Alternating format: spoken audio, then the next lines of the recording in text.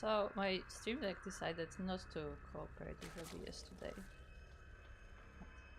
We'll fix that. Anyway, we are now live. I noticed there's one more thing that I need to fix. Perfect start, perfect start. Don't worry. We are live with Duckling Open number 127. Welcome to our monthly Diamond and Below tournament, as we are already in the first series, and we are on Amphion LE, our first map. And it is, in the bottom left corner, our blue Zerg player. It is Malicus. Malicus Prime even. And across the map we have their opponent. It is the red Zerg player representing Big Bong Exports. It is Iberi. Iberi? Iberi? Yes. And it looks like both of our players actually starting quite calmly, both getting their expansions and no cheesing there. So it looks like it was hatch first from both sides. Yeah, it's nice to get into a ZVZ first. Of course, ZVZ is my favorite matchup. So, we'll see how that goes.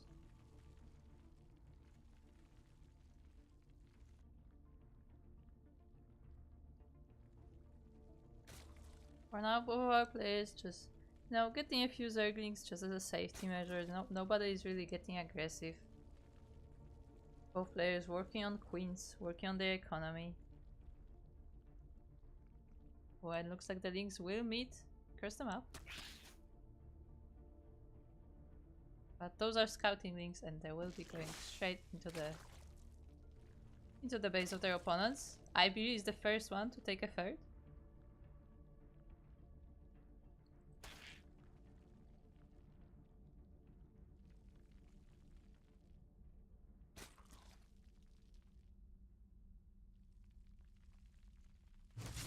And Iberi is also the first one to get a Baneling nest. I am not sure if Malicus has seen it. Let's find out. No, Malicus did not see the Baneling nest. Malicus instead is going for a lair, and I guess will be going for faster roaches.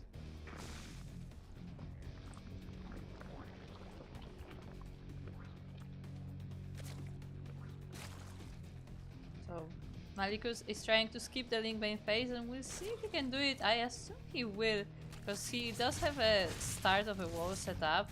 Iberi of course sees that is the case, and unless Iberi can flood the Zerglings like soon, I don't think it's gonna work out. So Iberi also is going for the Roach War, and we're going to the next stage of ZZ, which is roaches. But very importantly, Iberi has had this third base for a while now. Meanwhile, Malicus does not start his still. So Iberi, we have that advantage over them. Iberi? I thought about that as well. Maybe that's how that name became a thing.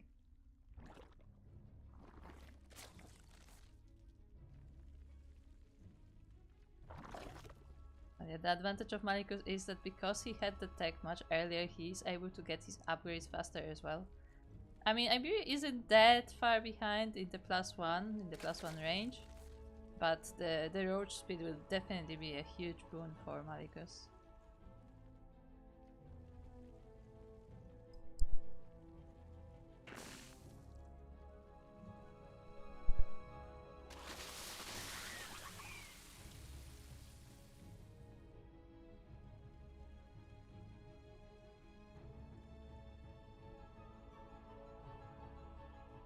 Iberi only now working on the lair, so roach speed is nowhere near on the way.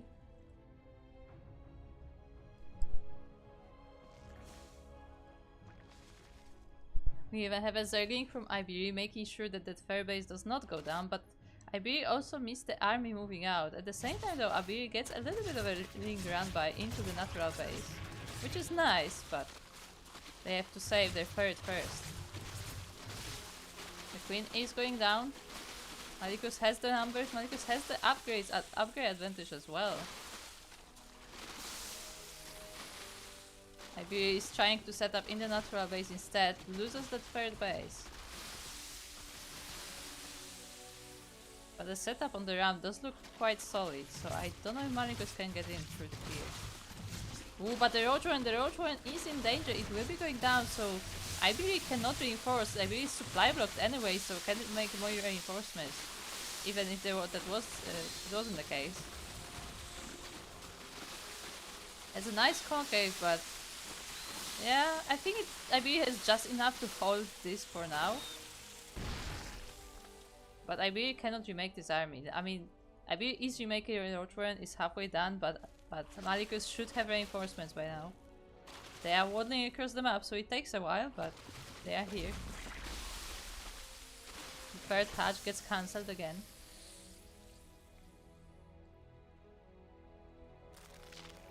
Oh, Malikus going for Ravagers too. And I like IBR's idea there. Instead of making roaches, which obviously I really cannot make right now, IBR is going for Zerglings, and Zerglings in the right numbers can help with roaches definitely.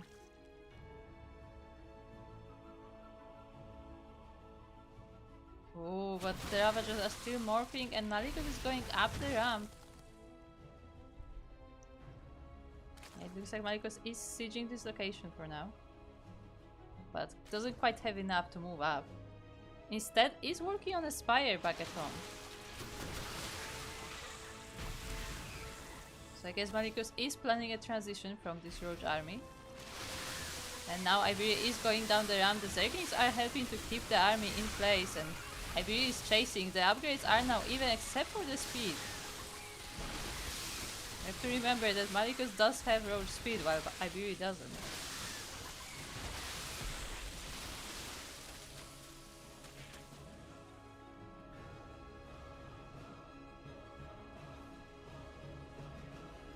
IBR is still focusing on roaches, but as we know, Malikus is working on the Spire. I mean, important to keep in mind, you have to be very careful with a Spire, because if your opponent has a bigger army on the ground, like they can just march towards your base and ignore the mutas completely.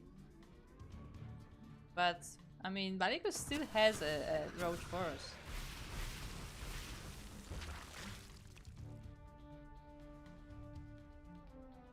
And he is remaking those roaches too.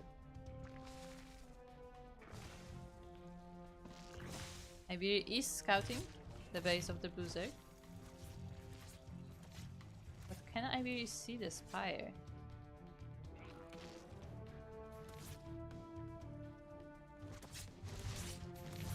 Doesn't quite see it, just barely. The Queens chase away the Overseer, and it is gonna go down, so IBR does not see the Spire.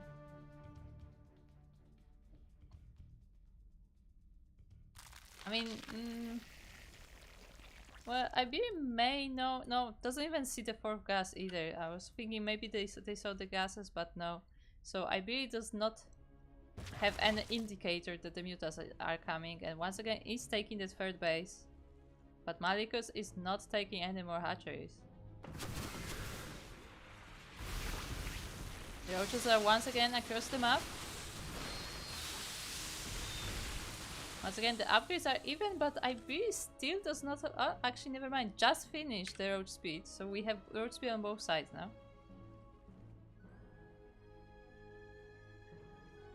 IBR working on the Carapace upgrades as well, which will definitely be helpful.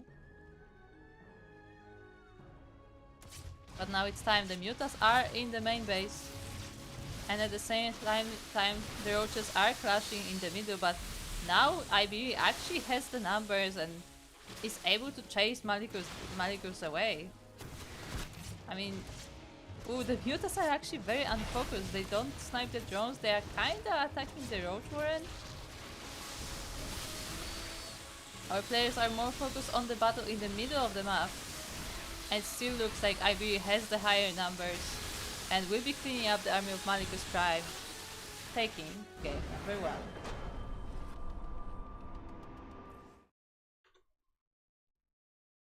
GG.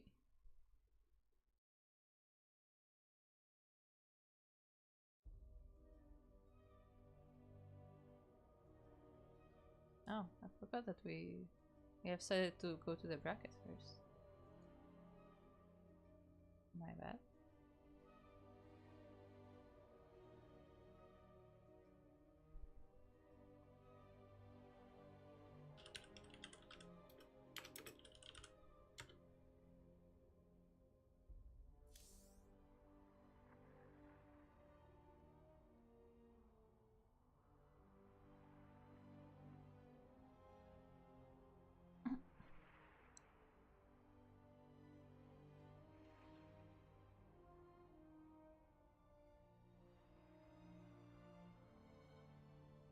And I see down there from Ivory, very focused on.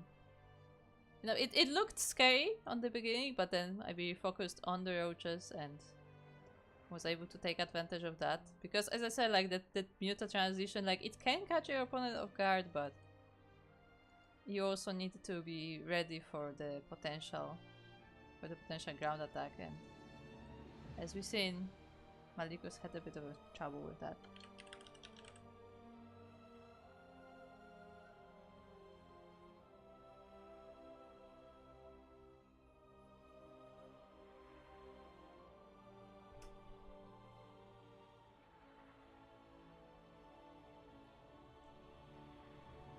Now let me figure out what is up with my casting tool. Why did I have no mic? So I'm not casting to the stream deck.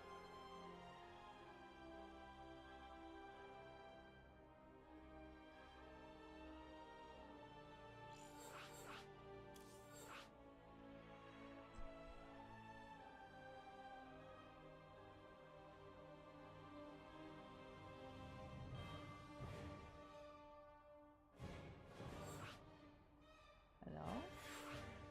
Oh, that's not good. Stream deck decided not to respond.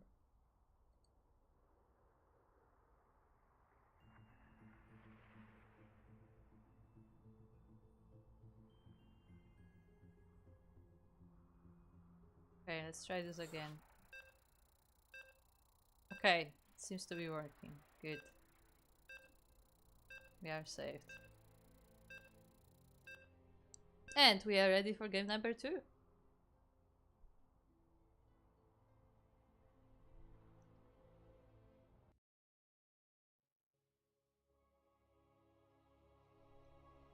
Game number 2 will be, of course, on Oceanborn. As a reminder, in our amateur tournaments we have the first map on the bracket, while the next maps are Loser's Peak.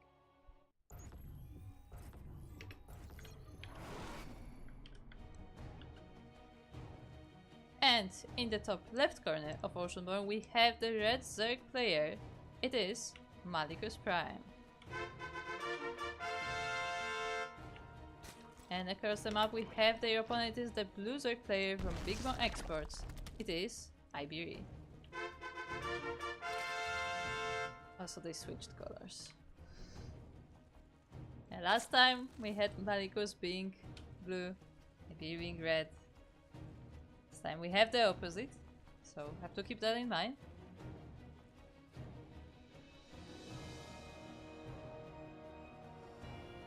Iberi once again going for the touch first, even with a gas tree.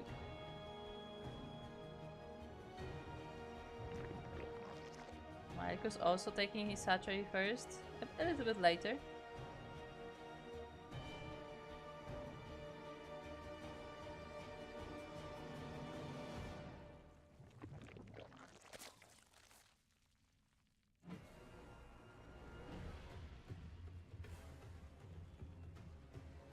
Yeah, looks like AB is going straight for that pool, so hatch pool, gas, I guess. Malik is going for the more standard hatch gas pool. You know, slight differences, but in the end, they should reach more or less the same result. Overlords passing each other in the middle of the map.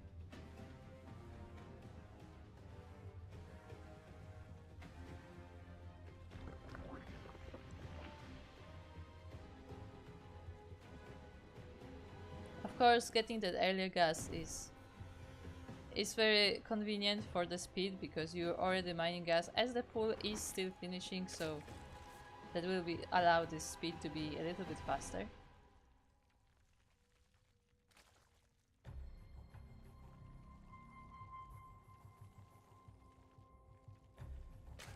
In fact, Iberia only has 2 drones in gas, so not focusing on the gas at all. But at the same time, is mining it.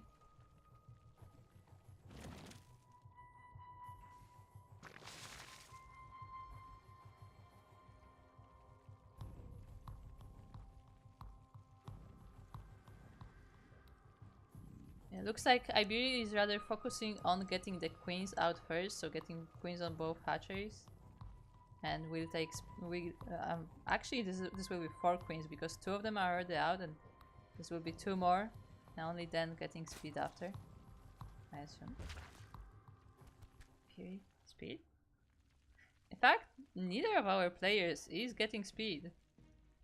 Malikus is going straight for a lair and so is Iberia. Both of our players having the same idea in this game. Oh, but the scouting link will see the lair, so Malikus is aware of what is going on. The roach warrens are going down on both sides. I mean, last game was roaches, and I guess this game the players decided to just completely skip the link phase and go straight for the roaches.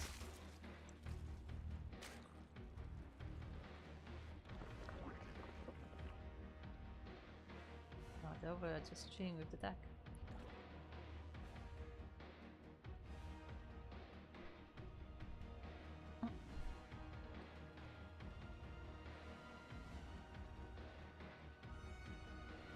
Queens are watching out for the scouting links, but I mean those are just scouting links. They are not. They're not really.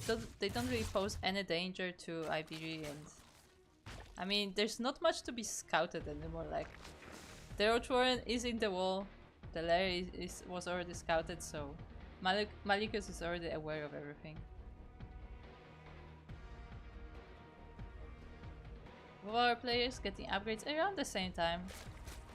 The roach speed is just slightly behind for Iberia, but it shouldn't matter too much.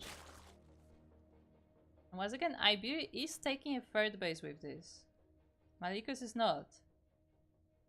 So Malikus will be way more committed to making units here, while Iberia is planning mostly, you know, a more macro game.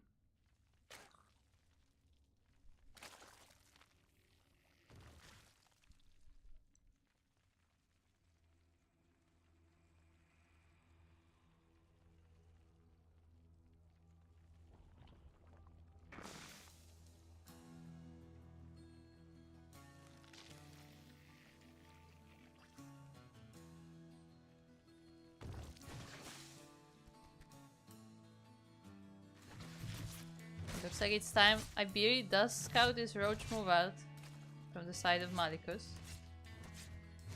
Malikus was trying to hide the roaches a little bit, but they walk straight under that eye. Malikus also dropping a changeling there. Oh, I like how the changeling is kind of red. But anyway, the roaches are now next to the 3rd base of Iberia. Iberia has to try and defend. Iberia doesn't have the numbers, but has the defender's advantage and the queens. Queens are going down though. Iberia hides behind the secondary wall, behind the wall. But once again, the roach warren gets targeted. Iberia immediately replaces it, but won't be able to make reinforcements for a little while. The roaches are also stuck behind the mineral line. They're actually not able to shoot. Iberia only now gets released. The drones are helping out, and I think Iberia can hold this, but this was way more costly than it should have been. 40 drones have gone down for Iberia as they were pulled off the line.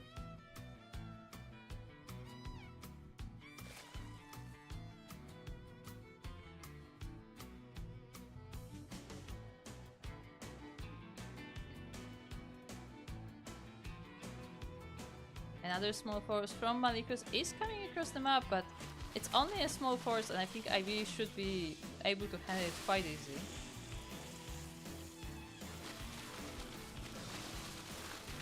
Ooh, but interesting morph right out there. I mean, Ibiri does feel confident, but maybe that was a little bit too many Ravages in the face of an attack. And Malikus is still sending roaches across the map. He is not taking a third base, so he is committed to this attack.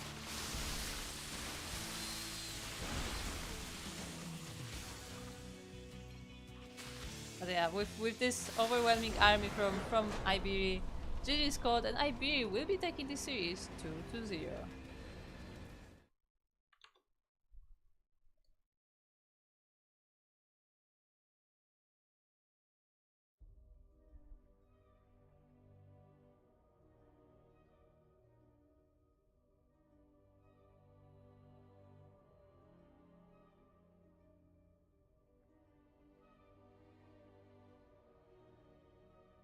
Okay, apparently we have an update, and it is Ibiri. Okay, that's fine.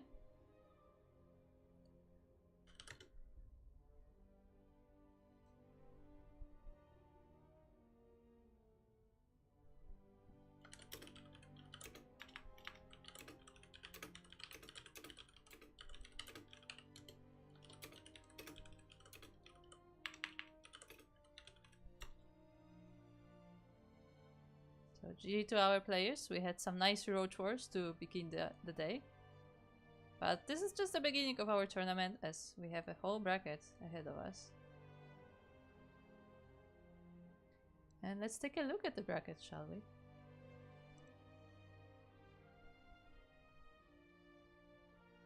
So we just finished our series of Ibiri versus Malikus. And Ibiri will be going to the quarterfinals to face Tortugaville. Is it Tortugaville or Tortugaville? Because you know, Tortuga is a turtle in Spanish. Also, the opponent for whoever wins that series will be either Werehog or random user, or Samir Duran. Samir Duran himself is playing in our tournament today, so yeah, we'll see how that goes. I assume. Okay, what race does Samir Duran play though? I hope it's Zerg. Although he could be Terran too, right?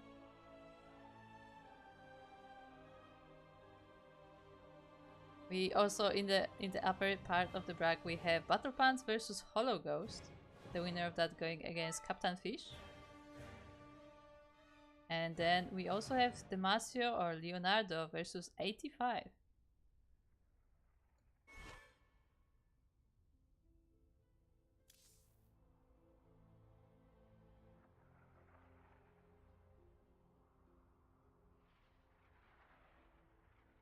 Okay, let me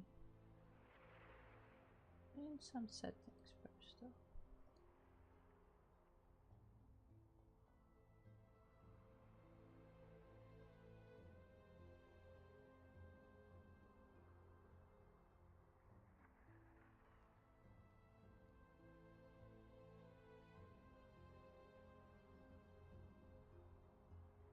Okay, I increased the volume a little bit, so let me know how it goes.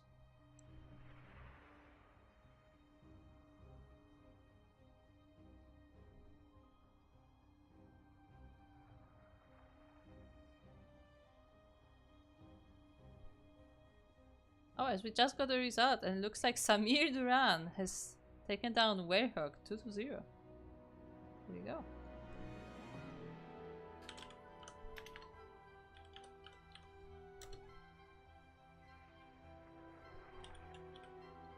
But we have now our next series.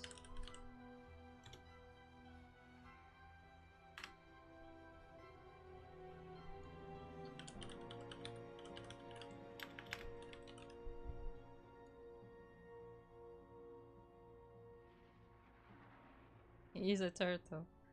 Yeah. I guess so.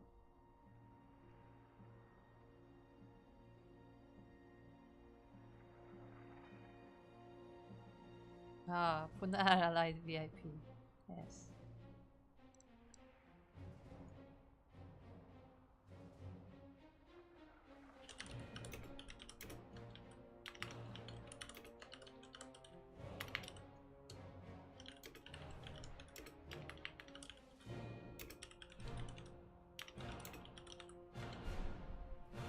we are getting our lobby ready for our next series.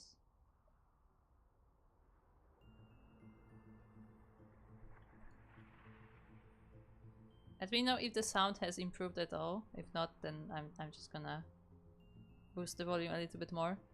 Just don't want it to clip too much.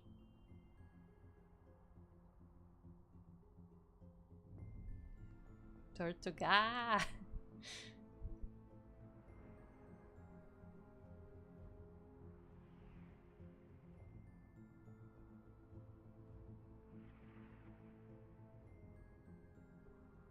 I'm in a party and I'm not the party leader, so unfortunately I cannot speed things up.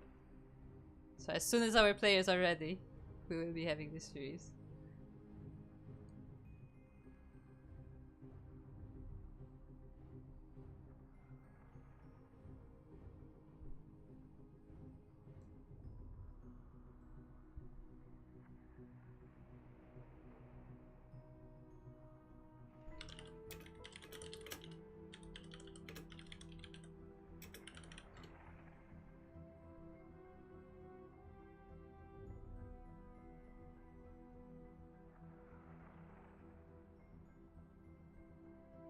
So I remind players that they are the party leader, and I have no control over what's happening. So I'm just gonna have to wait for the lobby to be made, or permissions transmitted, transitioned. One of those.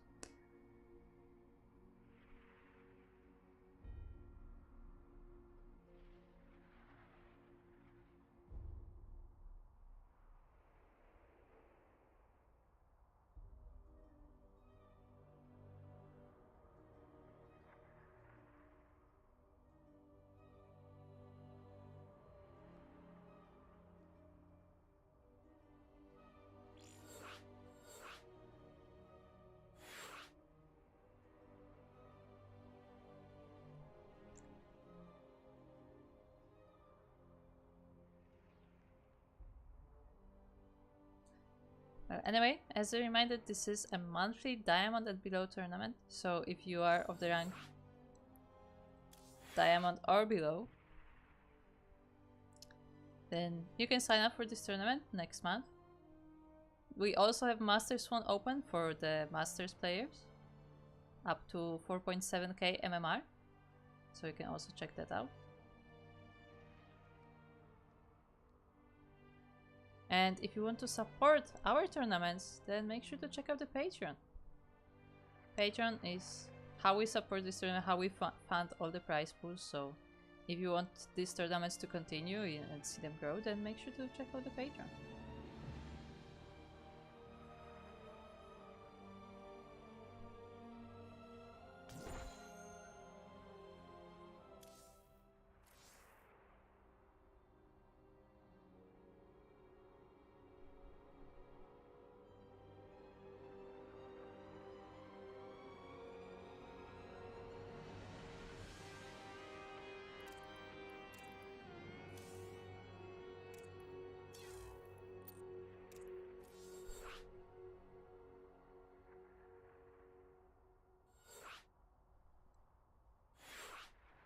We successfully managed to transfer the rights after some time. And we have a lobby. Your secretary says, oh no, the goblins, they cannot steal everything.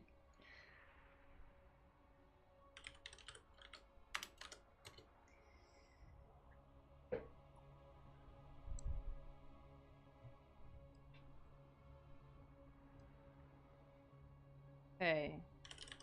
Looks like our players are ready and we are able to go into game number 1 of this quarterfinals. So I hope you're ready, because we are about to begin.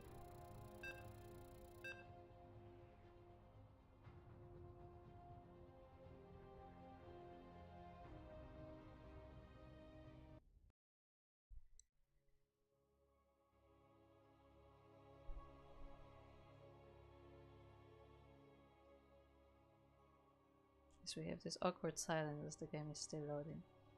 It's perfectly fine, don't worry about it.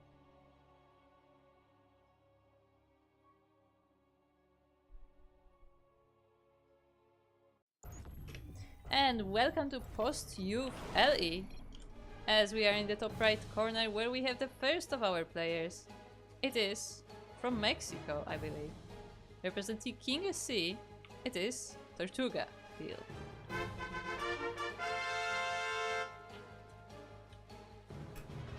And across the map we have the opponent from Big Bong Exports. It is Ibiri.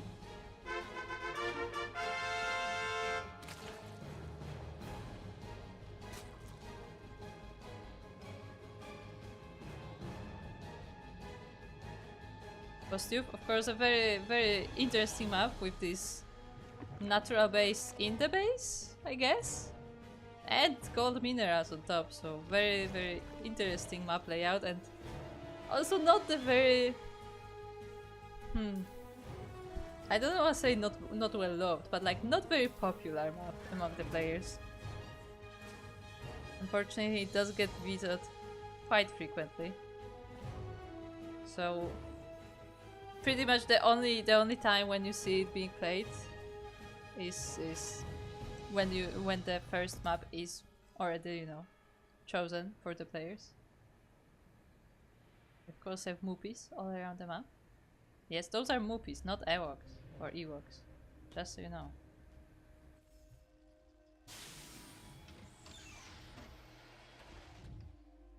Looks like Tortuga going for the standard Reaper expand, except of course nothing is standard about expanding on Postube. Ibiri, of course, taking advantage of those gold minerals is very nice for the Zerg early game.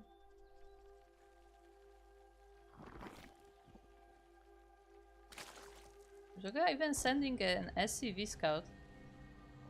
Make sure nothing fishy is going across the map.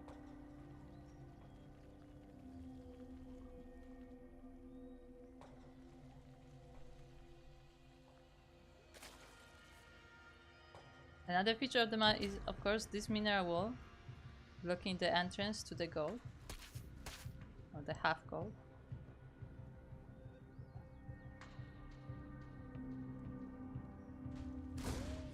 The Reaper is not harassing drones. We have one drone saved. It looks like, ooh, it looks like maybe actually, yeah, I've been doing a great job there saving the drones with the spores. The Reaper has 0 kills.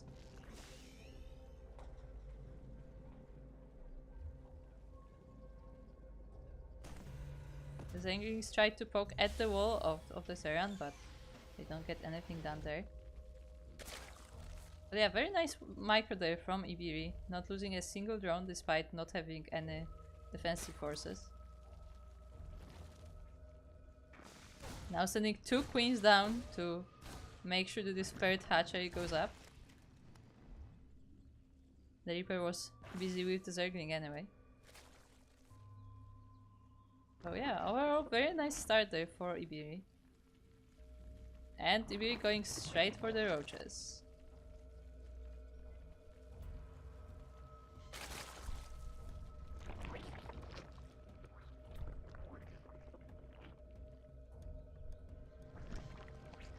Ibiri is playing Zerg, not random, I can confirm. I believe the random you're referring to is a bug in casting tool, and I will have to refresh that when we're out of game. Sometimes it does get a little bit stuck. Meanwhile, from the side of the Terran we have Cloak Banshees coming up. There is one Overlord coming potentially to scout it, but this is a slow Overlord and there is a Marine there, so I don't know if it will be able to get there. But the Marine is a bit out of position, so it looks like Ibiri may be able to see it. Yeah, sees the Banshees. I mean, doesn't see the Banshee itself, but sees the research on the starboard. Meanwhile, we have Hellions across the map trying to see what they can do. I mean, there are no drones yet on this third base, so we're not doing damage to the workers. Don't quite have the firepower to take the hatchery down. But they are still quite annoying and force Ibiri to move some forces over there.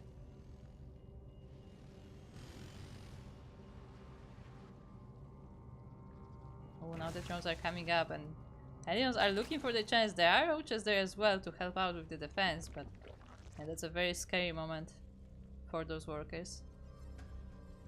Ooh, Ibiri getting greedy, going straight for the gold base in the face of the Hellion. So we'll see how that goes, as at the same time we have this first Banshee now in the half gold of Ibiri. A Spore is in the making, but it is losing health. At the same time the Hellions do sneak in and they try to deal with the drones that escape the Banshee. In the end they don't burn too many, but still 7 drones is a pretty good number and still going up. But now that the Spore is down, it should be a bit easier for Ibiri, but only 3 Queens against 2 Banshees is not ideal. Roaches of course can shoot up. The first of the Queens is barely transfused. Both Banshees go down and the Queens are saved. Once again, very nice micro from Ibiri. Very nicely done.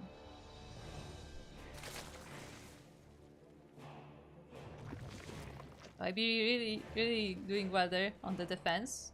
You know, not losing drones to the Reapers. To the Reaper, my bad.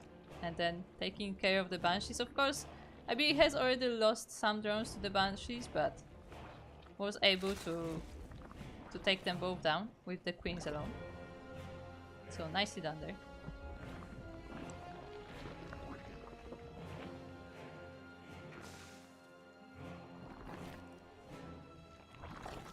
Because Ibiri is working on those roaches. In the meantime, Tortuga is getting Marines and we have a full double drop. Now going across the map. Combat shield is still in the works, also this Marine didn't get a memo. Oh. They left you badly. They left you.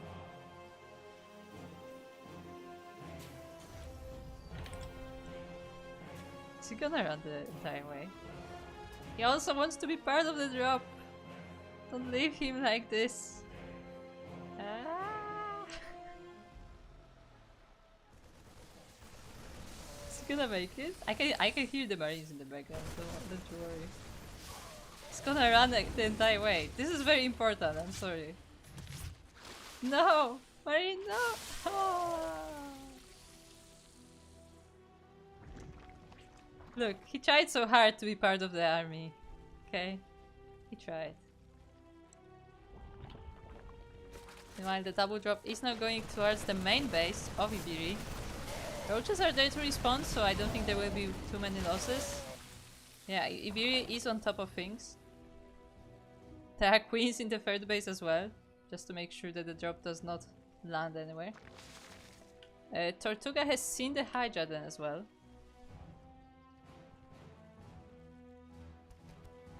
Oh, and the gold is fully operational, even overly operational. Ibiri, that's too many drones. Way too many. Ibiri, no. You don't need 30 drones on the gold. Wait, did Ibiri actually overdraw it that much?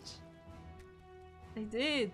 They are full on every base. They actually made 30 drones specifically for the gold. Well, that happens. It's okay. Ibiri actually has to take another base just to do something with those drones. The Marines once again drop in the main base, but there is a response from the Zerg. At the same time though, the Terran is moving out. This gold base is very vulnerable, and the Marines move straight in.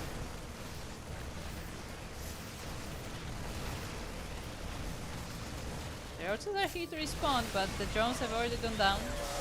10 drones dead, and ooh, this choke point also working nice for Tortuga. He is getting down all of the roaches. He cleans up the army. And what does Ibiri have? Ibiri has no fighting units right now. He's working on Zerglings, but there are no Banelings. And I don't know how Zerglings alone can do with steamed Marines.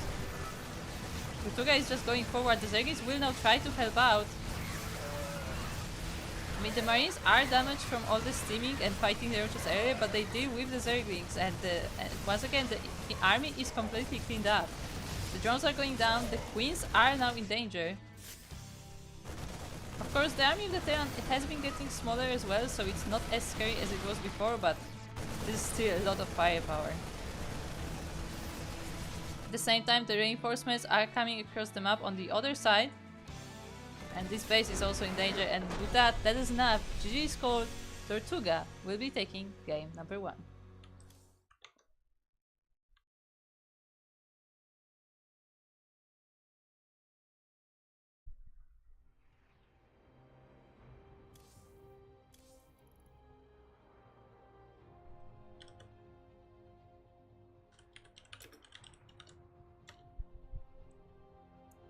So GG to Tortuga, nicely done there, as it looks like.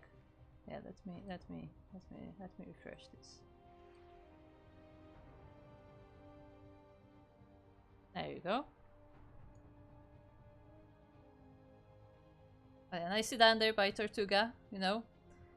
While Ibiri was defending pretty well for most of the game, like that was the weakness of the roaches.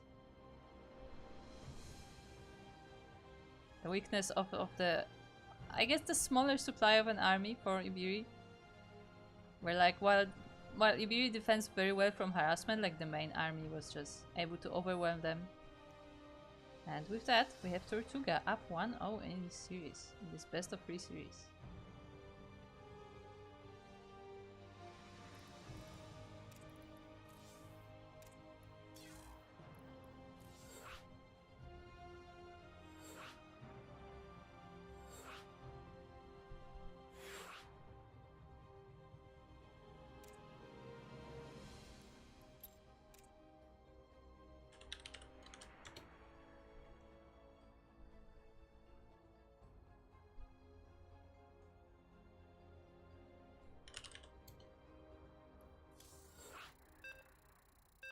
And we will now be going into game number 2.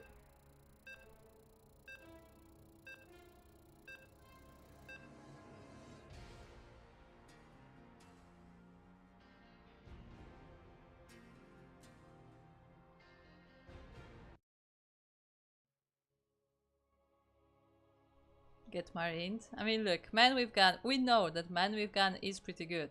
No matter what Terran say, man with gun is pretty good.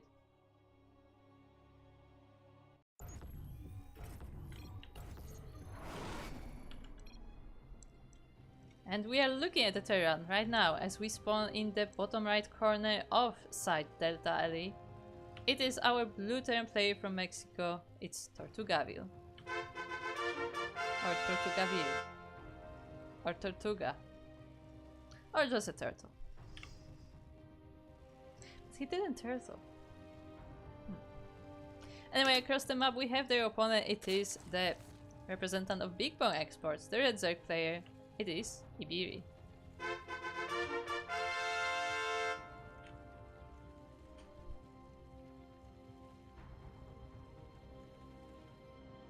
Are you going for a hatch first? Hatch first with a gas streak. Very interesting choice. And I've noticed that Ibiri is doing that consistently, so that seems to be the go-to build.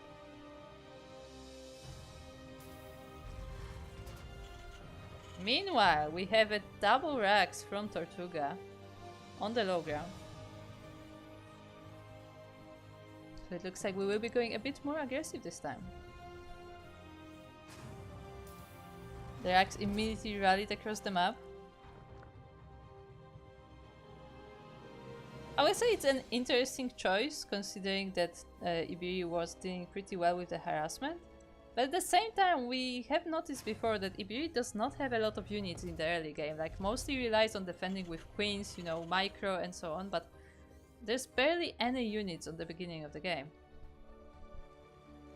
So that may be exactly Ibiri's weakness that Tortugaville has spotted. We have an Overlord going across the map, so the Overlord should be able to see the Rax, but will it be too late?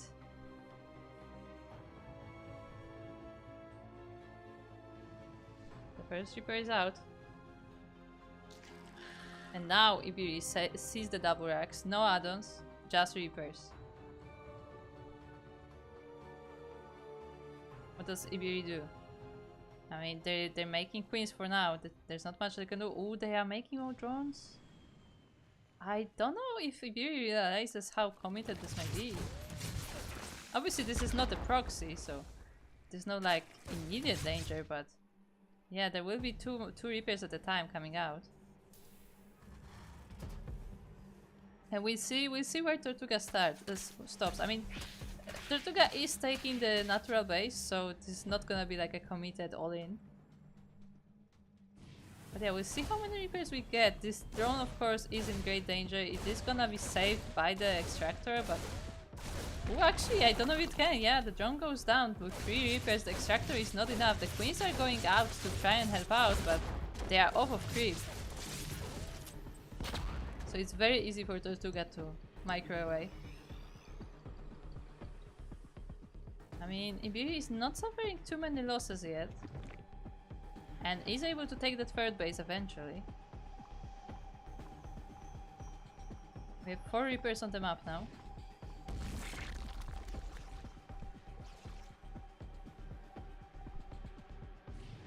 And they will be going into the main base. The main base and Natura are not connected by creep, so the queens cannot come here very quickly. And only one queen in the main base means that the drones are in great danger. But the other queens join in, and once again, it looks like Ibiri defends.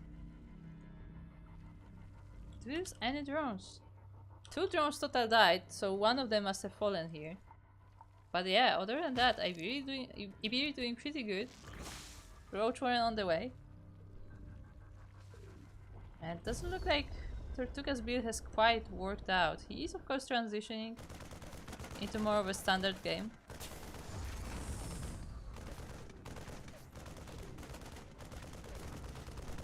I mean, I guess the denial of the third base was nice, so that is definitely going their way. But yeah, other than that, Ibiri has defended this without too many losses. And you know, a third base, like you don't need 4 Reapers to deny a third base. Usually you can block it with even an SCV, but like even like a single Reaper is usually enough to dance with the drones, with the links, with the queens. Ibiri is droning a lot. I have to say that. The bases tend to be quite overdroned, and as soon as a new one is up, like, they just transfer the drones and they're done. The saturation is there. So, definitely great worker production there. Although, I'll be honest, I don't know if that's good for Zerg, because specifically for Zerg, the way that the production works, where you have to choose between drones and units, like, that's a very, very risky style to focus on drones, like so much to the point you have double the drones on the base. Because that means that you are not making units at the time. For Terran it's a bit easier in that sense, because they are making the workers all the time as they are making the army. But yeah, for a Zerg it's a bit more tricky there. Another force from the Terran, from Tortuga. This time the Reapers are supported by the Hellions. We have some queens here. Ibiri also sees that army with an Overlord. The Roaches are gonna help out. And the third base is safe. Oh, that single Marine is gonna help with the Overlord. And more Marines joining in as well, actually. Ibiri moves out to meet them, but has to be careful not to lose the army too early. The Hellbats are now in. Oh, and the drones! Oh,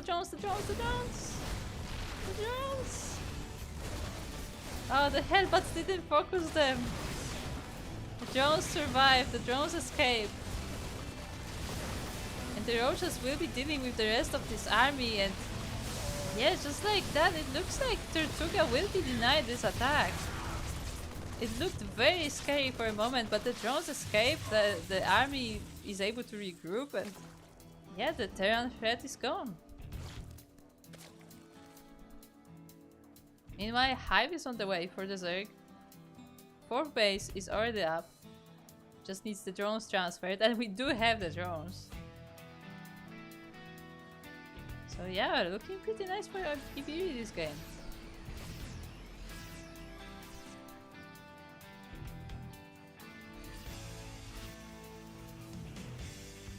Where's the Muse? The Muse are here. Feeling when there are so many Muse that one of them actually can't mine. Do you see this guy? He's actually trying to find a spot because there are more Muse than there are mineral patches.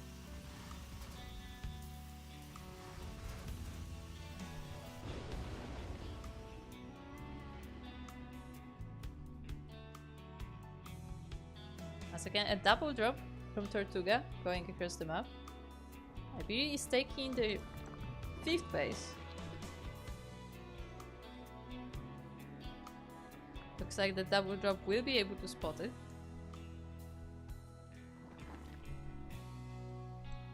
Oh, and Ibiri is going for Ultras. Ultra is what's on the menu. The speed base, of course, is in danger as we have a lot of men with gun over here. I don't think it's really wise to try and save it. Yeah, it goes down.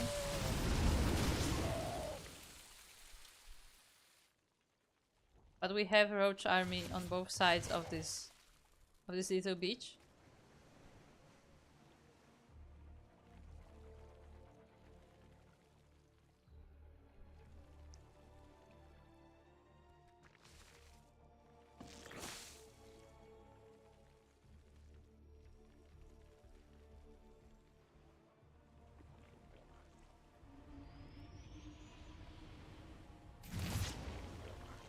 The Medivacs are not getting away from here. The queens are there to protect.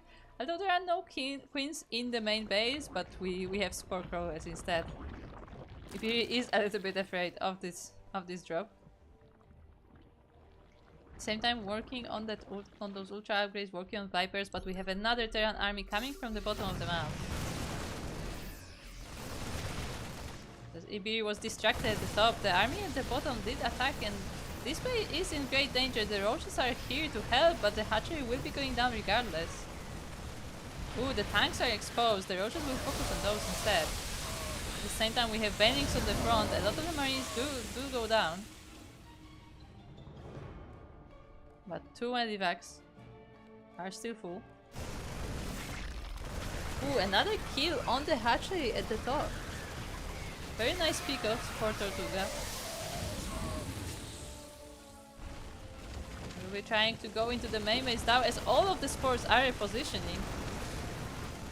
The Medivacs will be going down. Ooh, the last Medivac actually picked up. Oh, a bit of a micro mistake there from Tortuga. Maybe he was hoping that he will be able to escape in time, but yeah, I don't think it was quite necessary there, and he loses entire Medivac together with the Marines. At the same time though, he is taking a 4th base. He has a decent army back at home, so this was definitely not the entire army of Tortuga. We still have some nice infrastructure, but he is getting close to maxing out. We have Biotank army. Meanwhile, Ibiri is still expanding and now getting the Ultras. The army itself does not look too big though, so you have to keep that in mind. And roaches don't do well against big bio armies, so looks like we will be missing each other though. Ibiri going for the bases of the Terran instead.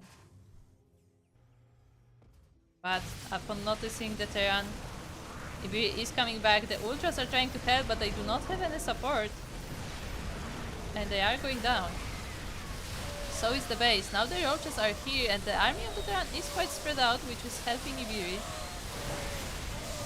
But there are no Banings in the army. This is just Roach Ravager, and I don't know if this is enough. Yet the Marauders are now here, and they are cleaning up the entire Roach army. And with that, GG scored. Tortuga will be taking the series 2-0.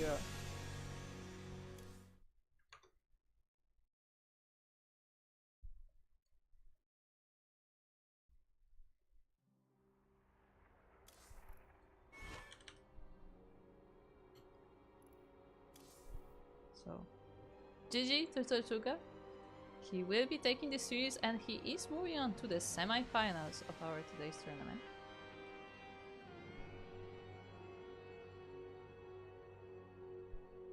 And with that, we have the first of our semi-finals ready.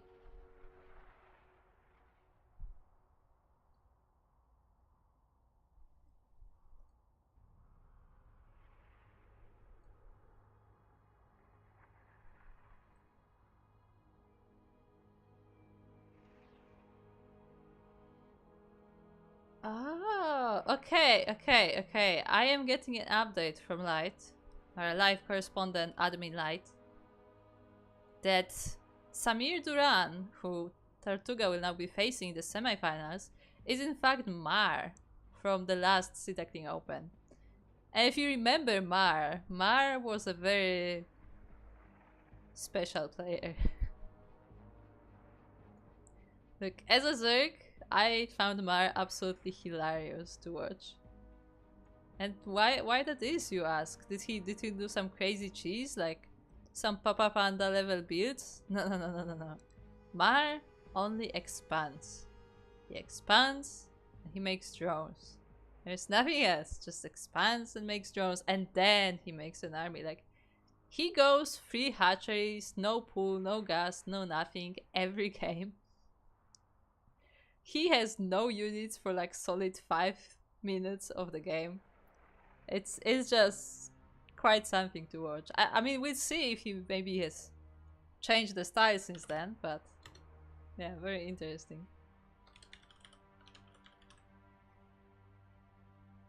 And apparently that is his new name now. That is what they are called.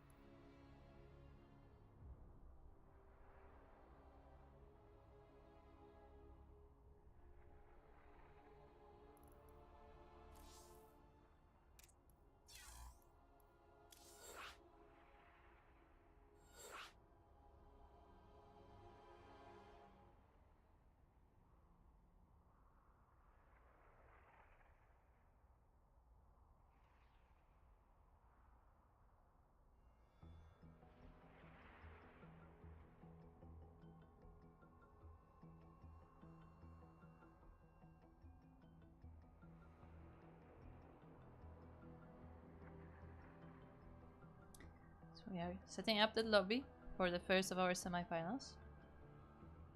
What rank are these folks? This tournament is for Diamond and below, so I would assume most of them are Diamond. You have to check with Light exactly, but I believe most of the players are Diamond. Various levels of Diamond. I know we've had some Gold players before too, but I think most of them are Diamond today.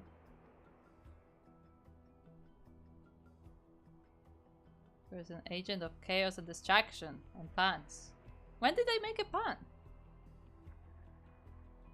Stick, I have not made a pan in the past hour. I think. When did I make a pan? Stick.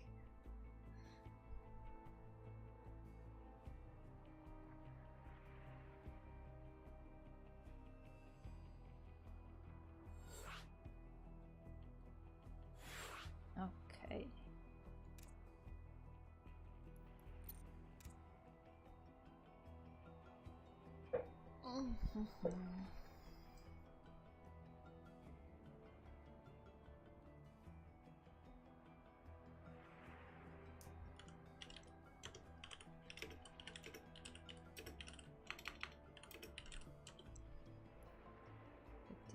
Lobby setup.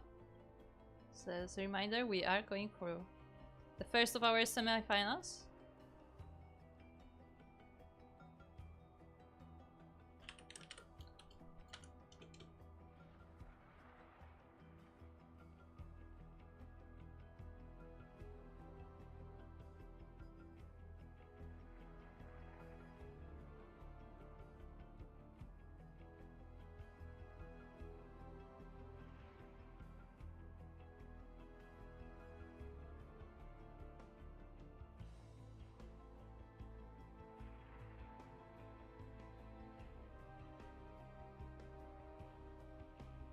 Our players still, you know, setting up, making sure they are ready.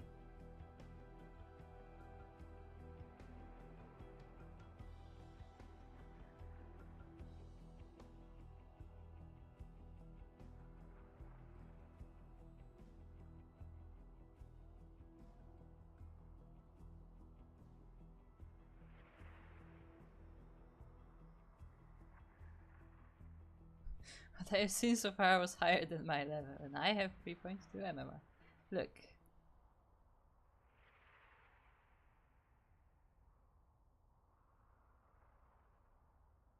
See, the thing is, like, I really like what I think Harstem said that when he was doing the rank roulette. That something the thing about amateur players in general is that they are often very good at very specific things, and like that's the difference between an amateur player and like a semi-pro professional player, where like the pros need to do everything pretty good, while the amateurs usually are really good at like 1-2 things, you know. Like for example, we saw Ibiri being really good at the micro, like, you know, with the queens, with the drones. But you know, like, something still doesn't work. Like maybe the build could use some adjustment. Maybe something about like how they make, when they make units, when they make drones. Like there's a lot of adjustments still to make there. But like for example, that micro is like really good. So there's always something that they are really good at.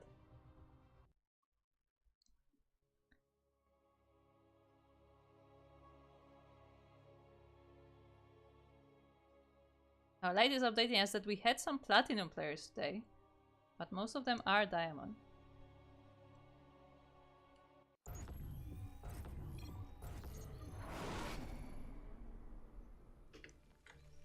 Anyway, we are now ready for our semifinals, and the first of our maps is Alcyone, or Alcyone, depending who you ask. And in the bottom left corner we have the first of our players. It is the red Zerg player, previously known as Mar, but now he's Samir Duran.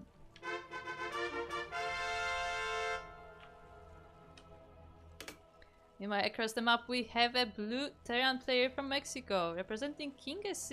It is Tortugaville.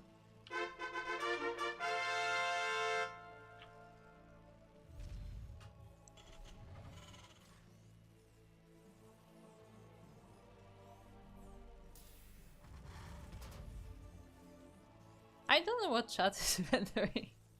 What is chat? I don't know. Chat is having a thing. Still have some leftover backsteam lap memes if you want. Oh no. Oh no. Now yeah, let's see. We have the pull first from Samir Duran into a hatchery. I saw the camera. Are we going for the third hatchery? Just so you know, this is how it went last SDO. Literally a month ago, Samir Duran, back then known as Mar, would go pull first, 6 links, and that was all the units for the next 5 minutes. Meanwhile, he went for 3 hatcheries, as we see this drone going. So he has 3 hatcheries, and he just drones. He's a crazily greedy Zerg, which is just fascinating to see, because you would think that, like, you know, it wouldn't work, like you know, We have Tortuga going for double racks. And we will see if it works. Because a lot of Terrans last month has fallen to Mar, to Samir Duran. We'll see how it goes this week, or this month.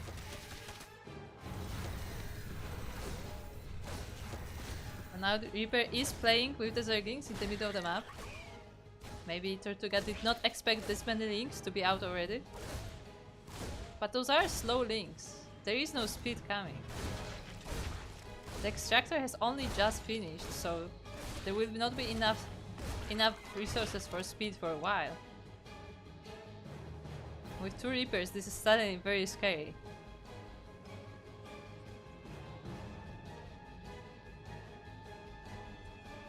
As they are now in the natural base, the single queen will try to defend, but those are 3 Reapers now. And the slow Zerglings, I mean, they can try to nibble at the Reapers, but they are way too fast for them. Reapers rotating into the main base.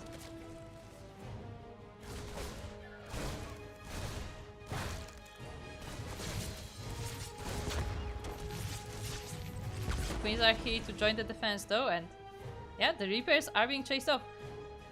Duran had to make a few more Zerglings than usual for this defense.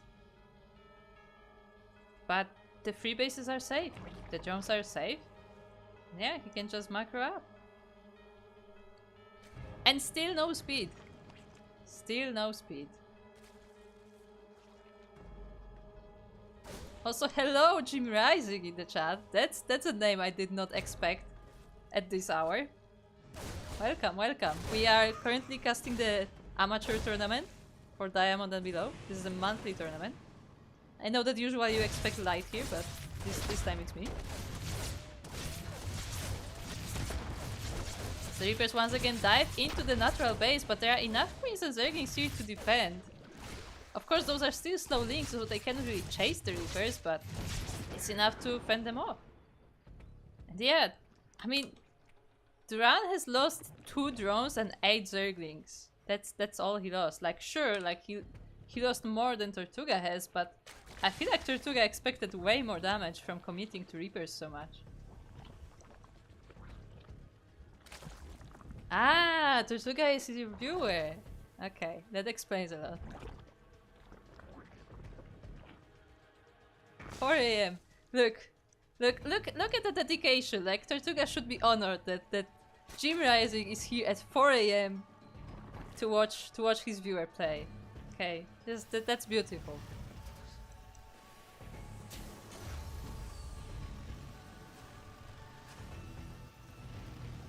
Meanwhile, what is Tortuga doing? He is getting those Hellions once again, just like in previous games. We saw that after those Reapers, he does get some Hellions to support them as well. This time he has lost quite a few Reapers already though, so the attack will not be as committed. Do we have an armory? There is no armory, so we won't have Hellbats this time.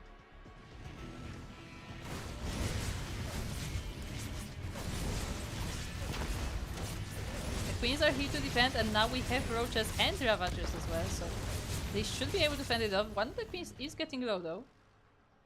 And there are still more Hellions. Of course, this is not the final army of Tortuga. He is working on the bio. He is getting more Marines, getting the combat shields. So I assume we'll once again see a bio tank army coming out.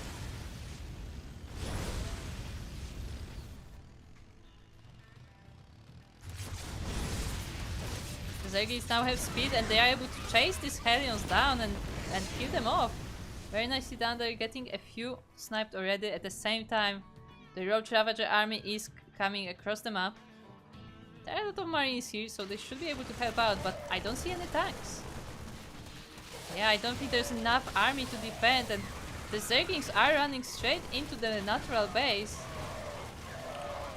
There are no tanks yet. The first one is only halfway done, so the Marines alone will have to defend, but all of them are going down. The SCVs are being pulled off the line. And there's just a stream of units going across the map. The Hellions try to help, but they are not enough. The Medivacs certainly won't help, and GG is called. Samir Duran will be taking game number 1.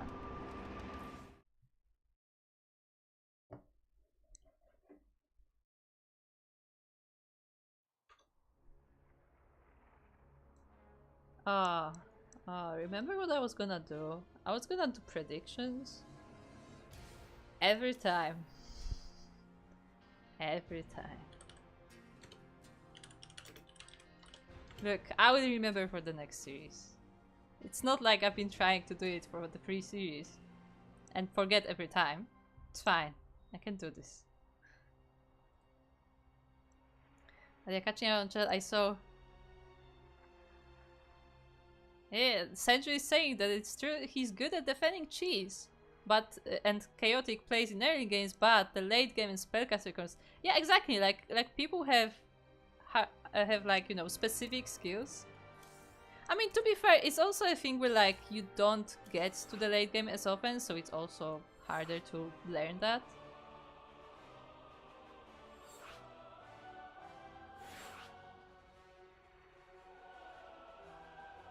Before you ask, the coffee pot leaves and microwave is safe. Ah, thank you for the update, Air Skater.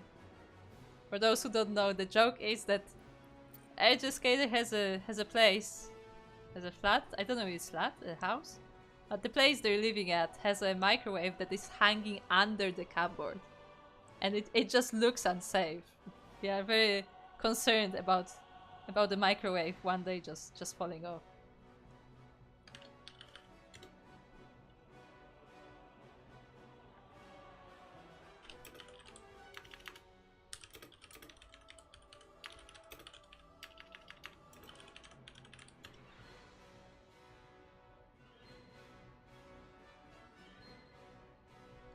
Okay, okay, our players are ready, and let us go.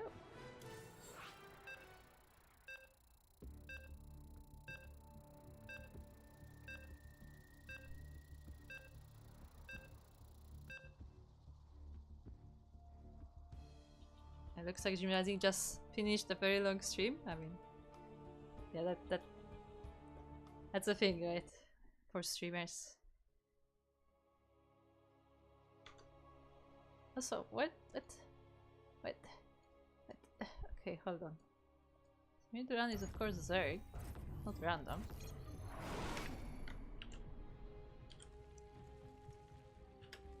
Okay, and we are now on Golden Aura LE, where in the top left corner we have the blue Zerg player. It is the one, the only, Samir Duran.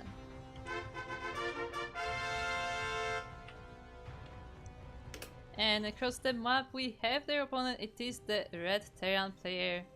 It is Tortuga, Bill. From King of Sea.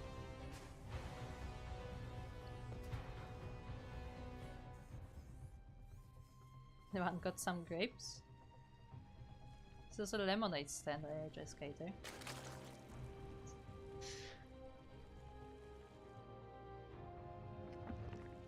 Oh, this time Samir Duran, even going without a pull, just straight hatch first. Meanwhile, Tortuga going for a more standard build, getting that barracks, you know, in a regular location. So I assume this will be a Reaper expand.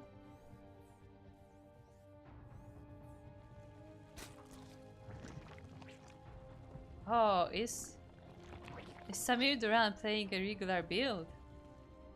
We're going hatch gas pool. Oh, is it happening? See, the thing is like at this point, like Duran has a reputation, so I guess it makes sense to switch it up as well. We have seen in last SDO that he is able to cheese as well, or with varied success. Tortuga is getting that expansion.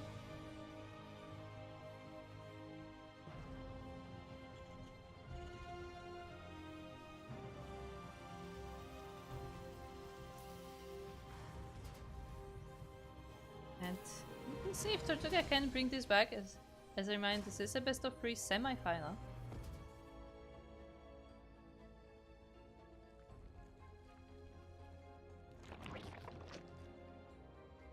Stig, I was first with the joke. I know that there's a 2-minute delay, but I was first.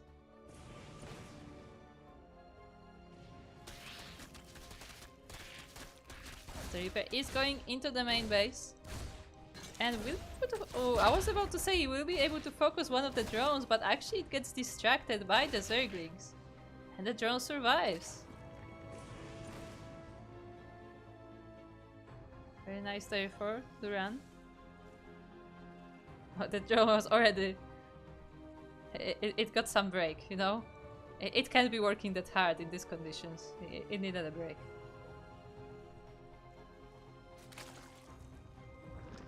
Once again, we have a Roach Warren.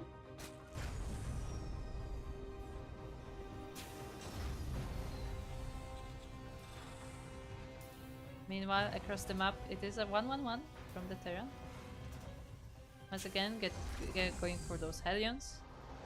So, once again, I believe we will see a Bio-Terran army. Bio-Terran? What? Bio-Tank army from Tortuga.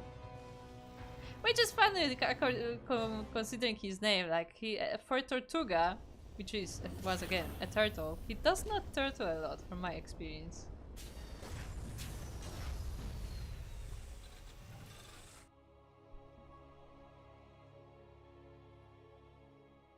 And we are seeing Cloak Banshees once again.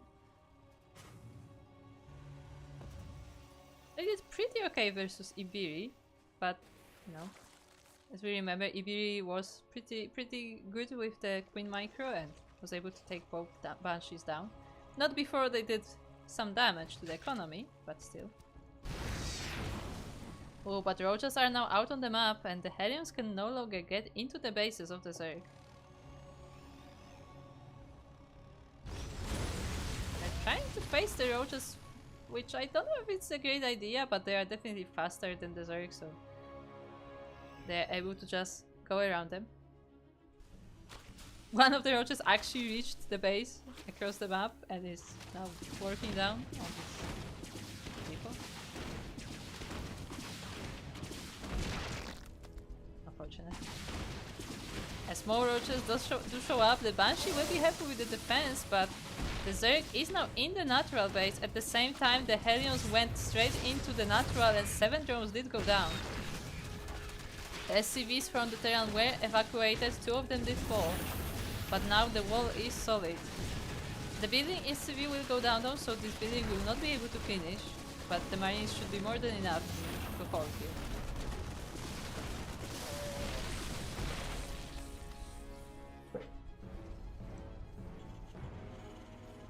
Now we have 2 Banshees, the Cloak has finished.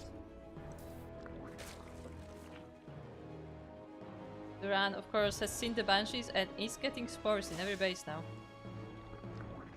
But will the spores be enough? Because Banshees have pretty decent range, but they will be running into the Queens. Oh, they're actually not cloaking. It looks like Tortuga wasn't paying attention to the Banshees and one of them goes down immediately, the other one is badly damaged and has to move away.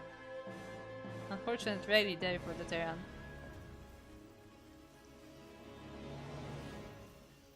We were both first. I typed before you said it on stream and you said it on stream before you read it. Time is meaningless. It's all Beck's team nap from now on. Ah. Yes, Beck's team nap is the answer to everything.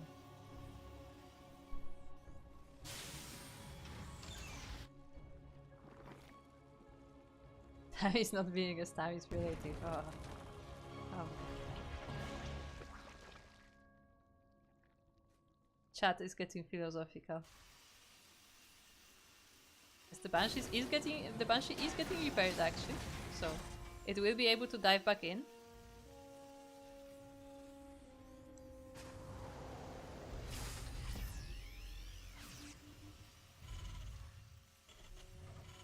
Tortuga does have a third orbital to expand whenever he feels safe to do so. The Banshee should be spotted by Duran with that Overlord. Make sure to get a spore immediately at that new 4th base. There are no queens here yet though. They're only now moving in. Oh, but the Banshee cannot stay here. There you go. It is starting to attack, but it's not getting any drone damage. choked now, but the spores are there and it's already half of the health is down. Trying to dive into the main base. Will see the hive on the way, but isn't able to get any damage. At the same time, the third base of the Terran has been set up. There is no one in my family called Time. We are not related.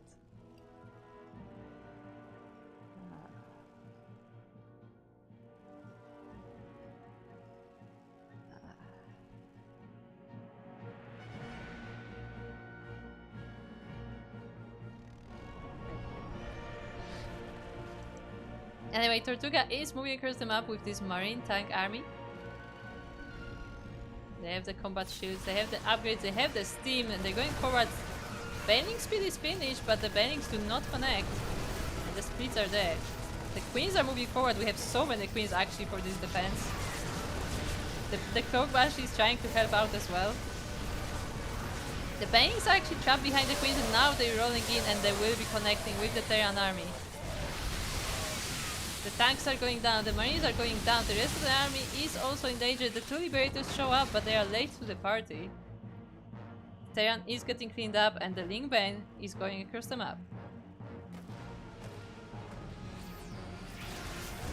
Liberators will try to help with the Zerglings, but they're not the ideal unit to defend from those. That said, the reinforcements are enough. And the third base of Tortuga is safe. This for now.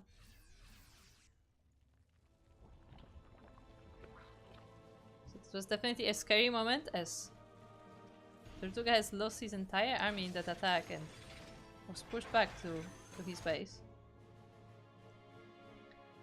But both players are still in the game. We had another double drop from Tortuga. This one is a very funky one with some Marauders and some Hellions.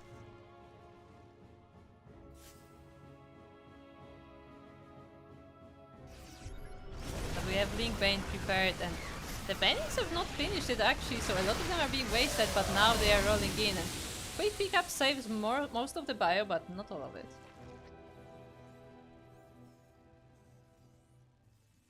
Tortuga is getting ready for the fourth base. Meanwhile, Samir Duran is working on the Ultralis, getting a Spire as well, so getting ready for a proper ZVT late game. More Banings are rolling into the bases of Tortuga. Not getting any SCVs though. Oh, that's very interesting. Lingbane just happens to have a hiding spot over where the drop is.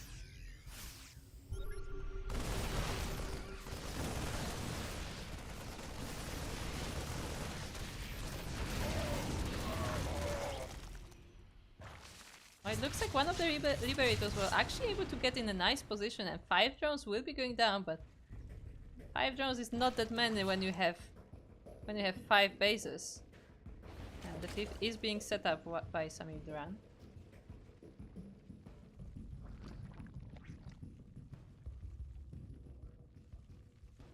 Greater Spire is on the way. The drop is being followed by Overseers, so it won't be able to escape without Duran noticing. At the same time, there's another drop being prepared by Tortuga, going this time to the top of the map. Right, trying to damage Samir Duran at the new base. Well, as the drop tries once again to dive into the main base, but the medivacs are very low. One of them already going down, the other will be sniped as well, and this army has been trapped here. Duran also catches the reinforcement of the army going to the top side and already dealing with a small portion of it, and yeah, has more than enough to defend, but can the army be there in time? As it looks like Tortuga goes straight for the main base. Interesting choice there for the double drop. At the same time, the Zerg attacks at the third of the Terran. We have Banings, we have Ultralis, and they ignore the Liberator for now. Corpse CC is on fire, the entire army of the Terran is cleaned up, of course the Liberators stay, but they cannot really reposition quite quickly now. We have Ultras in the third base, we have Ultras in the natural. At the same time, the Ultra Den itself is under fire of the Terran. Looks like the Queens were not enough to defend the main base. But we still have Ultras in the natural of Tortuga.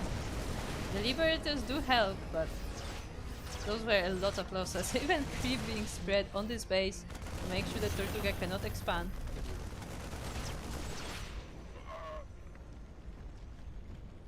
More reinforcement coming from the Zerg. 44 SCVs have gone down. Another army from the Terran is trying to stop the next wave of the Zerg attack, but I don't think he has enough, and he doesn't think so either. Tortuga, Types GG, and Samir Duran will be going to the finals.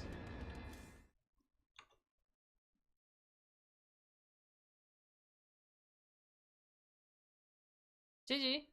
Nicely done. I mean, Tortuga played pretty well, but it was not enough, and Samir Duran will be taking this series and will be going into the final. Once again, Samir Duran, back then known as Mar, was the finalist of last month's SDO, and it looks like we'll be going to the finals once again.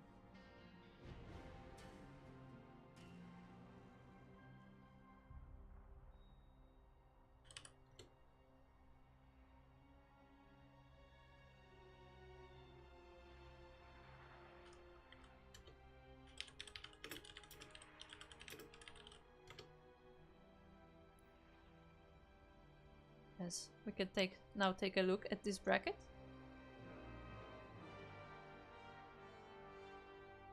So let's look at all the results, because we saw what happened in our side of the bracket. We followed Ibiri first to going 2-0 against Malicus Prime.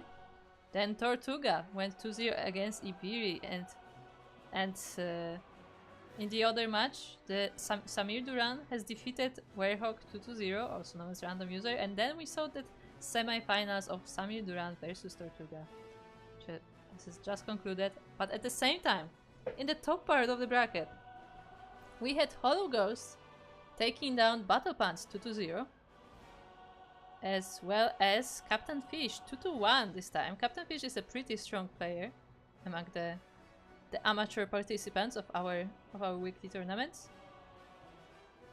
And we also had 85 taking down Damasio or Leonardo. And the two of them will now be going against each other in the second semifinals. See who will face Samir Duran.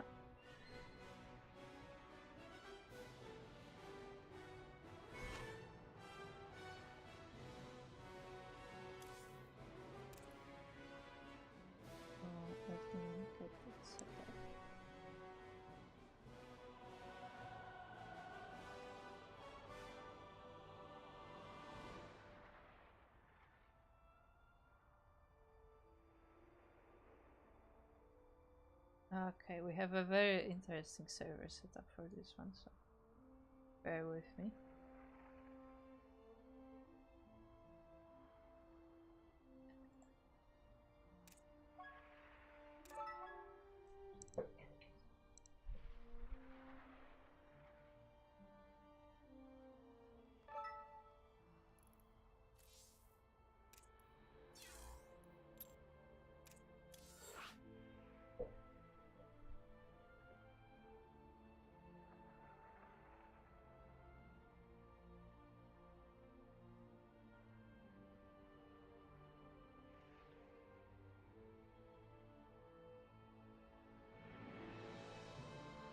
So as we're getting this lobby set up, I would like to remind you that this tournament also has a Macherino page, so if you would like to support these players that you can see today, then check out the Macherino. Macherino, as a reminder, supports this specific edition of the tournament.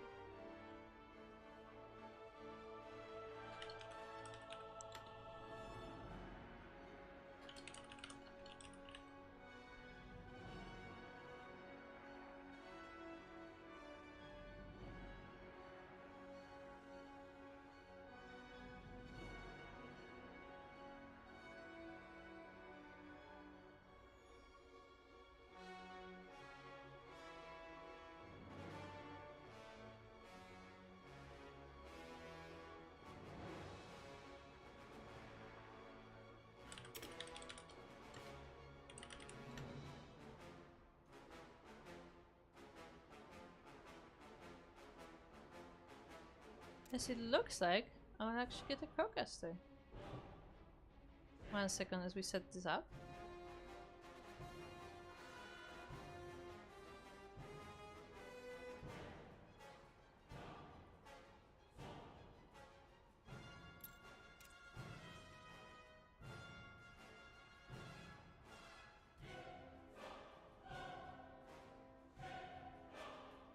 There's so many windows. I need like 2 extra screens, you know?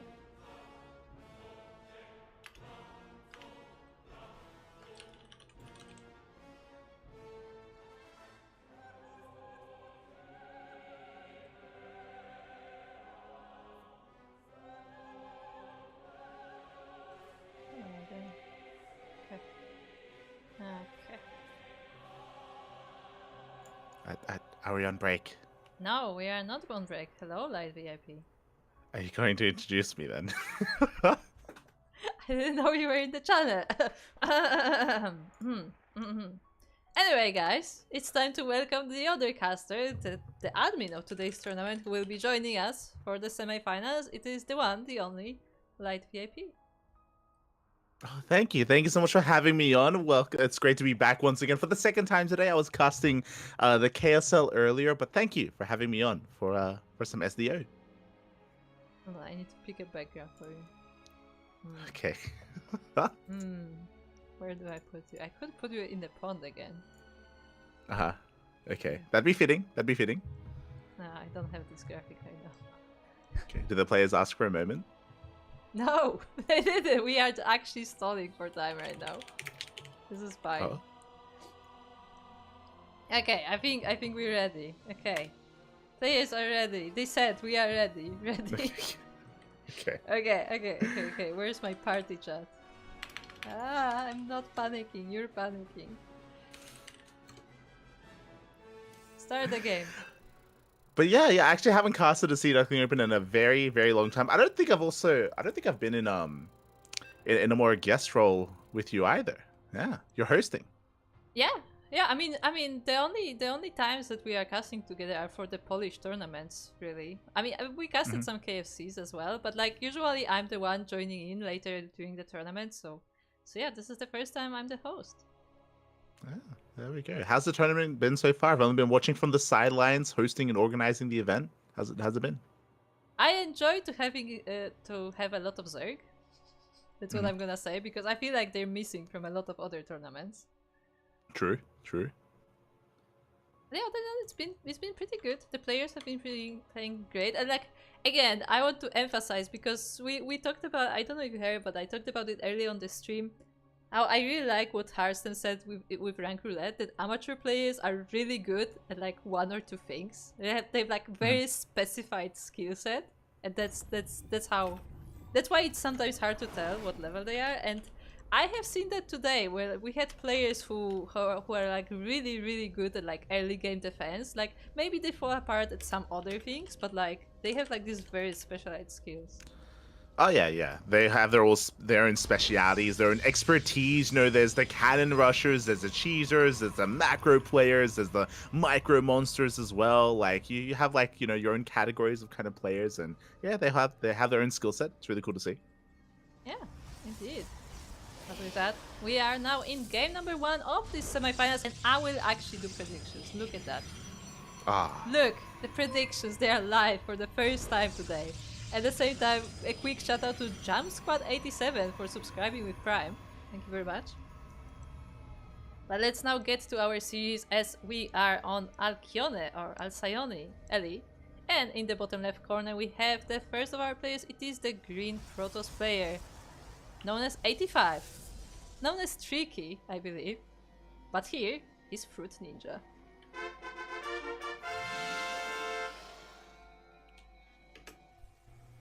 And spawning in the top right-hand corner of Alcyone, we have the orange Terran player. It is Holo Ghost.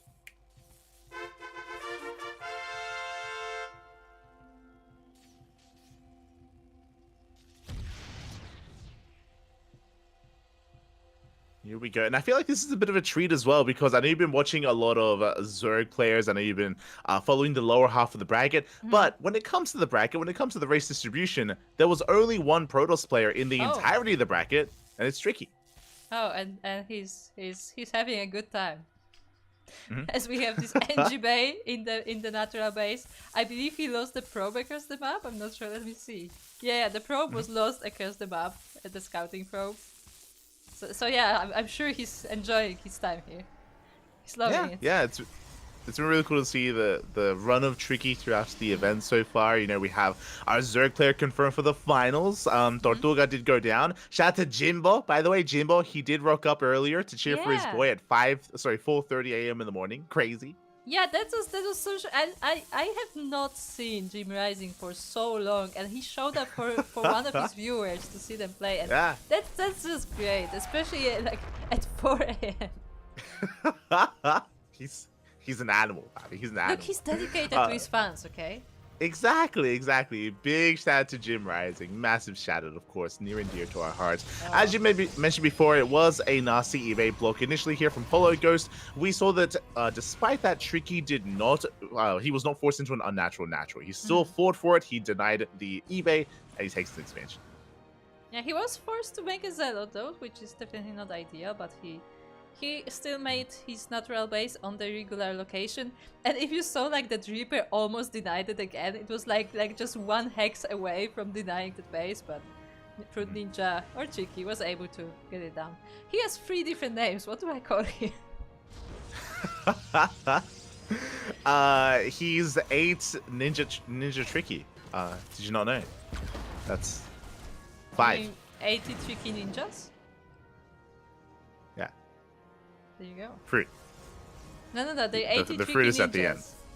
Fruit. Yeah. Yeah, with fruit at the it's at the end. Fruit is his surname. It's fine. A man by many names here, and I'll stick with Tricky for now. It does go by Tricky. But regardless, we do have our openers. It's going to be a robot opener out of Tricky, a very safe opener from our Protoss player. Makes sense to be safe, but as you pointed out before, it has been a bit of a tricky start for him, and it's been less than ideal for the Protoss. Tricky start. Yeah, I did that for Steel. You're welcome. Oh no. Yeah, but now we have 2 cyclones moving across the map, and looks like once again the ninjas will have to defend from the Terran, as it looks like Hollow Ghost does not let go on the aggression. There's a medivac full of marines coming across the map as well, so yeah, our Terran is definitely very like he's not like cheesy aggressive, but like he's putting a lot of pressure on his opponent. Yeah, this is so close. Shield battery does finish up in time with the completion of the shield battery. There's an overcharge as well. The overcharge is going to be necessary to hold, but even then, it's only 2 units for Tricky, and already one of the Adepts does go down. Yeah, the probes are forced off the line. They will try to help with this defense, but they're very far from the shield battery, and I don't know if that's a good idea. Yeah, exactly. So many boys being pulled. 8 probes go down. The overcharge is still available, which is why maybe a bit of an overreaction here by Tricky. Could have been a little bit more efficient, but Tricky does hold. Yeah, I feel like even without overcharge, like the shield battery still has a lot of energy, so probably could have like, you know, turtled up in the base a little bit more. But nonetheless, it is being held. The Marines will get this final, which is unfortunate, but yeah, for now it looks like Fruit Ninja is safe.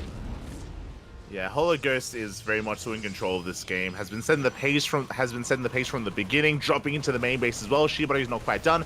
These are vanilla Marines, so not the most threatening of Marines, but the Stalker is still going to go down. Yeah, there's a second Stalker though, which will help. The sentry goes down as well, and the entire army is trying to get in, but it's actually blocked by the own buildings of Tricky. Oh, yeah, exactly. The medevac goes down. This Marine army will be cleaned up, but at the same time, Cyclones in the natural, they're breaking through into the natural base as well. The shield battery is depowered, the gateways are depowered as well, and the Protoss is being pulled apart. Yeah, the probes are going down left and right.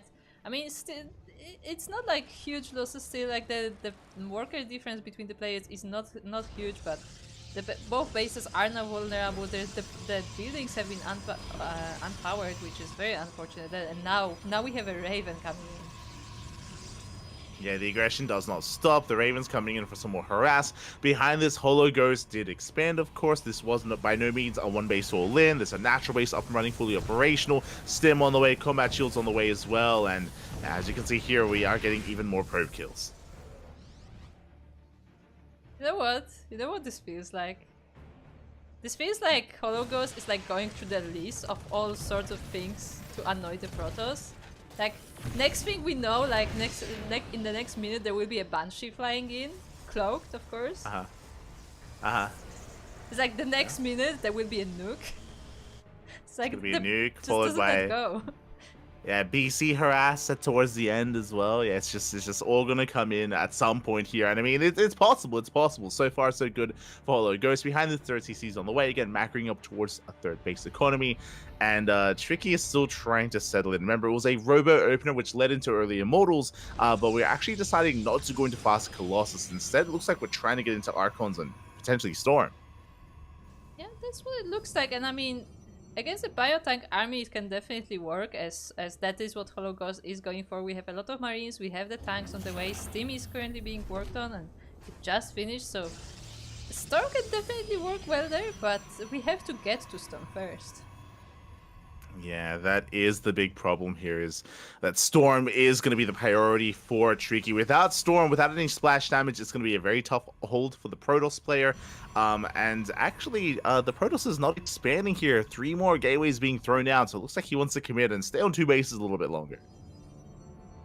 Yeah, I guess Fruit Ninja wants to, you know, do a bit of a payback to the Terran for all that harassment early on.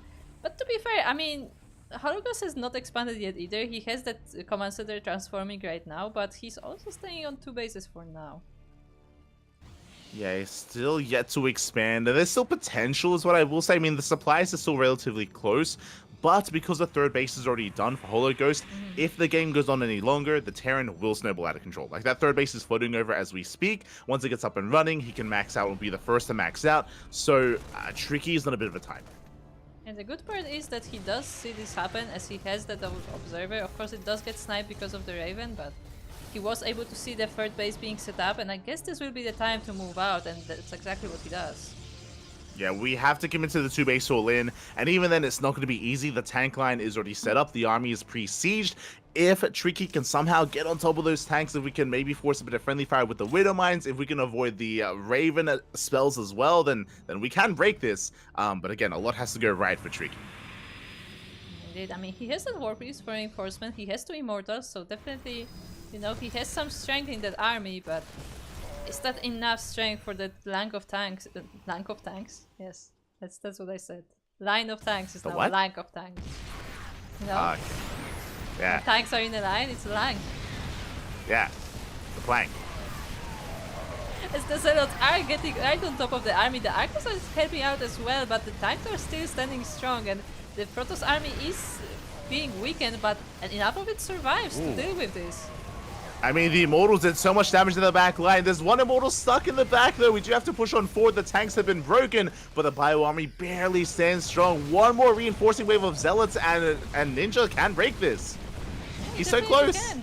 Holo Ghost is forced to load his Marines back into the Medivacs. The third base is floating back home, and Fruit Ninja is pushing forward. There's a lot of SCVs on this base. Yeah, a lot of SCVs. The Archon is so low as well. The Zealots are distracted by the SCVs, so the Bio Army can dive on top of the Immortal. The Immortal is going to go down. Oh, these are expensive losses here for Tricky. The Widow Mines. Yeah, then the Zealots now, reinforcements are now going forward, and they're able to do some damage, but not enough, and I think Holo Ghost has just enough to defend from this Protoss army. Another Zealot reinforcement, they dealt with the SCVs, so they are going forward, but yeah, with the hold position micro there. Very nice hold position, Mike, here again. We lost an Immortal, we lost an Archon. There's only 1 Immortal left. The Zealots will break through. 29 SCVs go down. And again, the Protoss is so close to breaking Holo Ghost. He needs to push in a little bit further. There's still some wasted DPS on these buildings. We have to get on top of the army. Yeah, the army is moving back. There is Ghost, there are Widow Mines, and warping straight into the main base is a nice one there, but is it enough? I think it's just barely enough to take down Holo Ghost. Wait, I'm still concerned. There's still zealots attacking buildings. We have to get on top of the army. We have to get on top of the mineral line here as the boys are being pulled. And you can see the Hologhost is likewise so close to defending, but he's losing so many workers. Even if he defends here, there's nothing left. GG gets called. And Fruit Ninja will be taking game number 1. Whew. GG, well played, Fruit Ninja. Tricky, the Aussie Protoss player. Again, there was a window that was closing. At that moment, the Terran was vulnerable to a 2-base all-in, and he had to go then and there. And even then, it was a close fight. It was very close until the last moment. Until the last moment, we were not sure who's gonna take it. I mean, yeah, very very nicely done there by both players, like fighting to the last. Mm-hmm. And yeah, we'll see how it goes in game number 2.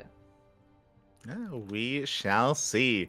As again, we did have that barely that final warp in as well, and with that, GG, we are getting into game number 2, and our Protoss player is leading the series 1-0. Yeah, nicely done. By the way, when I thought about it, when you think about 80 Fruit Ninjas, I'm like, they should be like DTs, right? The ninjas. You can see them. So we should go for like 80 DTs because ninjas. And they're very tricky to defend. Are they Aussie as well? Oh. Well, it looks like our players are ready, so we're going to be jumping into our next game. Also, as we get into this, I'm being advised for you to maybe increase your mic volume a little bit in some way, shape, or form. So let me know if that helps. There we go. As we're getting into Oceanborn is game number 2. Now, as a reminder to those in the chat, I don't know if you mentioned this before, Kuro, but it is loser's pick. We don't have a veto system here for SDO. Yeah, the SDOs and MSOs have loser's pick, so basically the person who lost the previous map is the one picking the next one. And the map that we got is Oceanborn. Yeah, so Hologhost is going for Oceanborn here. We'll see how he can set things up. I mean, again, Oceanghost had a very strong start to the game. He was killing probes, so many probes down, just picking Fruit Ninja apart. Again, the only way for the Protoss to come back in that game was an all-in. It was the only option, did barely occur. But if Hologhost can tie things up, then we could see a very different outcome.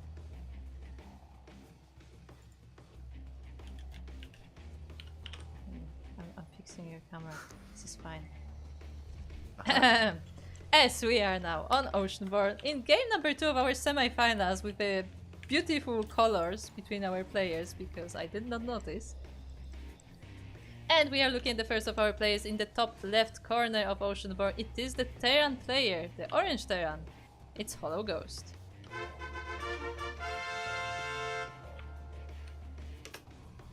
And spawning in the bottom right-hand corner, we have the Australian Protoss player, the red Protoss. Some know him as Fruit Ninja, others know him as 85. He is just a little bit tricky. It's tricky because he changes names, so it's tricky to know what to call him. Yeah. I'm glad you explained that because I didn't understand what I said.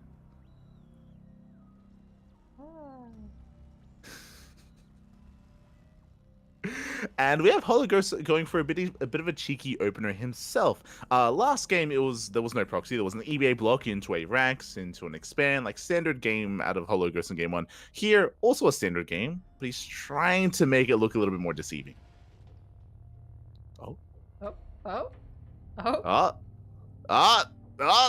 I think he saw the SCV. Yeah, I think he saw the it. Yeah, he did. But did he see it? Yeah, that's my point. Like, was he actually looking? Does he find it? No. Does not find it. No, he does. Oh, Check okay, his vision. no, just barely is in the vision. Like one leg of the barracks was in vision. That was enough.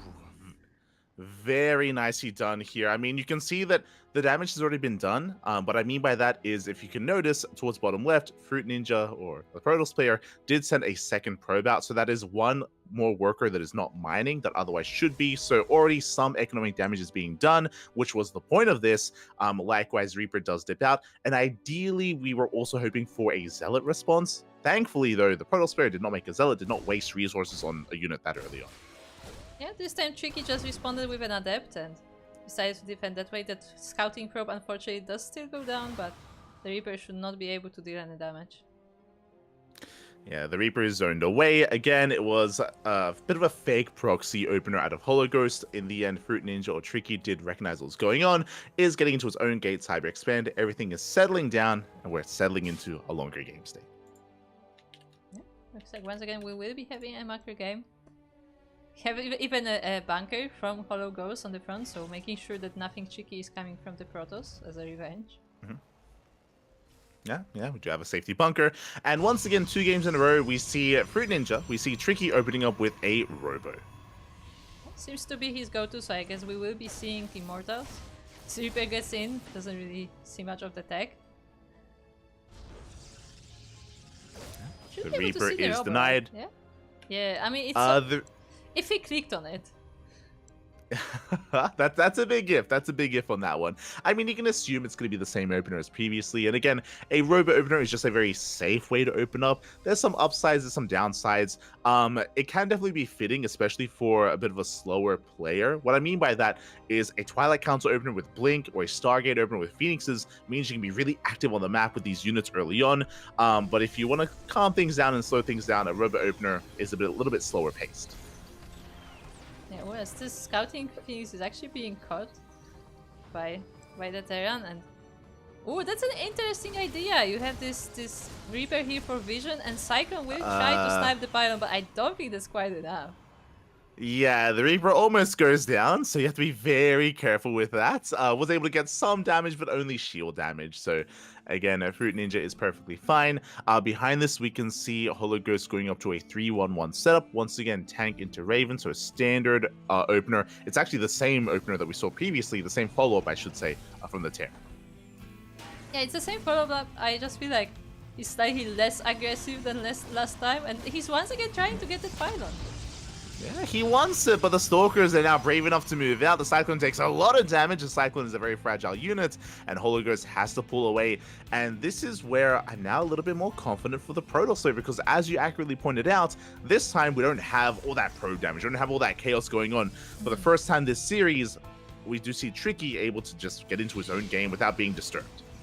Yeah, like, I mean, we still had to fend off a few units, but it was nowhere near as committed as last game, so Tricky should be able to get a better game going, should be able to get out more units, more upgrades for them as well, and I mean, he already got game number 1, so his army can be even stronger than last time. Oh yeah, it could be even stronger here. The question becomes, last game, the Protoss was forced into an all-in a way. This game isn't in that situation. Do we just go for the 2-base all-in anyway? Was that always the plan to begin with? Or do we expand? You can see Hollow Ghost is trying to figure it out as well. He's trying to figure out, is an all-in or is there a 3rd base? I want him to just leave this probe here and never expand. You know? just so the Terran never knows. It's like, the probe is getting ready, but is he though? That's the thing. With that scan, as you mentioned, Hollow Ghost did not see an expansion, but he saw the pylon and the probe, so it could be an expansion. There's still that doubt in the mind of the Terran. As we can see with complete information, it's a 2-base all-in, and that sentry's stuck. I didn't notice. Fully surrounded by gateways. I thought that's why you were pointing it out. I didn't notice, and Tricky did it It's dead set in the middle of the map. It's in the middle of the screen. Look, it looks like a building, okay? It's a shield battery now. Observation skills are unparalleled. Oh, no, he got out! No, yeah, Let's go! See? See? How does this make sense? Perfectly measured. You can tell that Fruit Ninja, he's an architect. He knew. Look, it's exactly one space. Oh yeah. Perfect. Also, this is a hell of a Taste-Toast's pylon setup here with those 2 pylons. They're powering a lot together. I mean, to be fair, I don't know if this edge pylon is actually powering the other gateways. No, but hey. not at all. But this is basically a 2-base all-in. I say that Fruit Ninja does throw down the 3rd base, but is really set up for a mass Zealot. And ooh, if the Terran player gets caught unsieged, then the Terran can be in a lot of trouble. Yeah, and they are both going in the middle of the map. There is some harassment, of course, from the Raven as well, but it looks like the armies will be meeting each other. Ooh, just barely. Hologos notices. Yeah, he pulls away, sieges up, and with that, the tanks, they will shell away at the Zealots, and the Protoss has to back off. Yeah, that was about to be very scary there for the Terran, but in the meantime, the Raven has dealt quite a lot of damage to these probes. The Natura is completely not mining right now. Yeah, it is currently not mining. We do have the army pushing in, diving on top of the army, going for the Zealots, going for the Marines. Once again, the tanks, they just shell away at the army. And one of the Stalkers exploded right into the camera. And yeah, the Marines are just moving forward, and actually Protoss doesn't have all that many units. We have a High Templar, but is the Storm even ready? Yeah, as we're seeing here, Fruit Ninja just cannot push into those siege tanks. Like, if the tanks are ever sieged up like that, they just melt the Gateway Army. Zealots went down, Stalkers went down already, and the Protoss player is hurting. They barely have an army left. Yeah, they barely have an army, and the tanks are still moving forward. He's trying to get some Archons down, but only 2 of them will not be a lot, and there's still 5 tanks. And you can see Hologos slowly pushing forward, leapfrogging those tanks forward as well. They're now within range of the expansion. Shield battery is done, overcharge is available, but the shield battery is within range of the tanks. That it is, and Fruit Ninja tries to move forward. The tanks are being exposed, so those 3 of them will be going down, but the rest of the army is there to support. Yeah, and there's still 2 tanks behind this. There's a second line of defense for Hologos as he is systematically pushing forward into these expansions. Does stim in once again, going for the Nexus. The Nexus is able to hold strong for now, but we need more Zealots. Yeah, but we don't quite have the Warpins.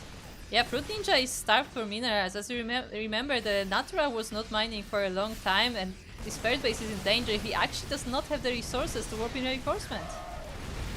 And not the resources. Also, they're getting on top of the tanks. Tanks are going to be going down one after the other. A nice cleanup here from Hologos, but we do need to keep on going. And so far, nice kiting from Hologos is able to kite back, able to shut down a lot of these Zealots. I think I said the wrong name earlier. The reinforcements are melting though, slowly but surely. Yeah. I'd say it's a nice cleanup from Tricky. What? She just changed his name. It's fine. As we do see, Tricky has survived, has cleaned up the main army, and now we're in a weird game state here. Both places are on a 3-base economy, but a 4th CC is finishing up for Hologos. We're in a similar scenario once again, where I want to say that if the game goes on longer, the Terran will just outscale the Protoss. The pressure now is on Tricky to go for an all-in and to go for the kill. I mean, Tricky is definitely aware of what's going on, as he has that observer once again on top of the army of the Terran. And he will try to move out. He has a bunch of High Templars with this army. Storm is about halfway done. And there are no tanks on the side of the Terran. Yeah, there's no tanks, there's no bunkers either, but there is some SimCity with these with these depots, and this ground army isn't looking too ideal here. Instead, Shrieky throws down a 4th expansion. It feels like the Protoss player wants to macro, wants to go into a longer game, but I do think that it's going to be a little bit more difficult here as we have more Ghosts being incorporated for Hologos.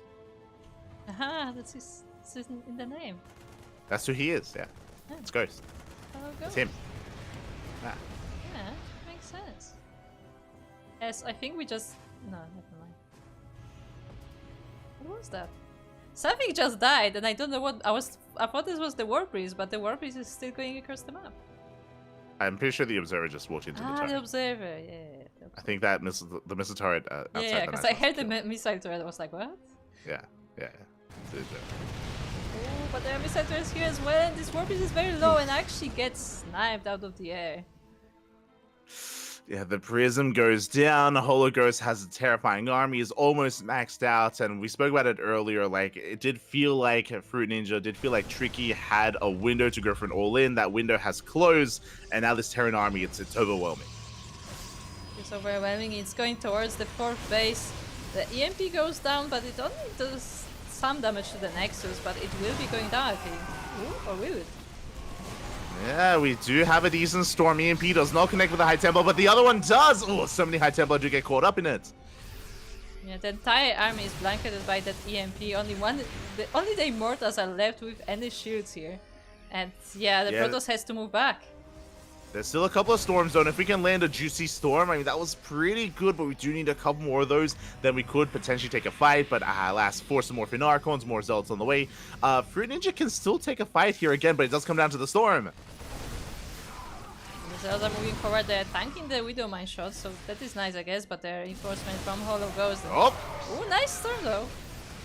Yeah, that was a very strong storm here from Tricky, but Liberators have arrived, and the problem is that this army is mainly a Marauder-based army. They can take some storms to the face. Oh yeah, definitely, and they do pretty well with the Zealots and with Stalkers as well, so this is a very strong army from the Terran. Of course, still has to be careful because he's being a bit surrounded.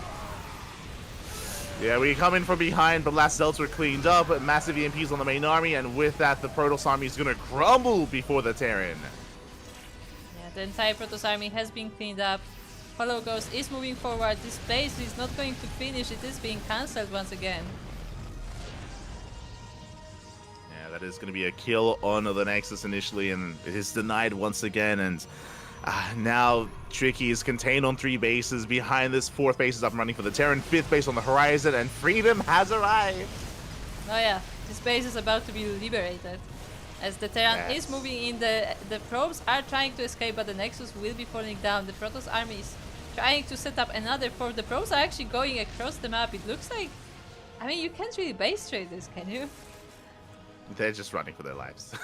Like, yeah, they're just trying to live. They're just trying to survive. We have a potential ninja base set up here towards the top right, but Hollow Ghost is in hot pursuit. Can either look for those probes as he did see them escaping, or can just commit to the natural. Right. He's getting a ninja base because it's a fruit ninja.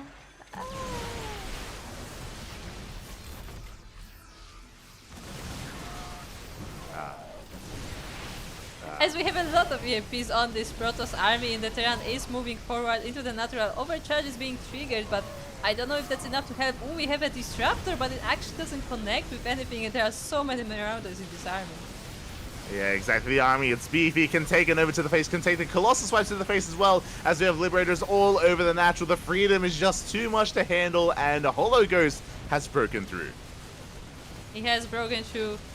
Fruit Ninja, GG's out, and Hollow Ghost will be tying up the series 1-1. GG, well played. We are going all the way to the ace match, and we'll see. We'll see if we can bounce back. We'll see if we can bring it back here in game number 3, as it is going to be Fruit Ninja's map of choice. So in fact, this is the first game 3 of this stream, because we only had 2 O's so far. So finally we have a tied up series, and we'll see who can take this one.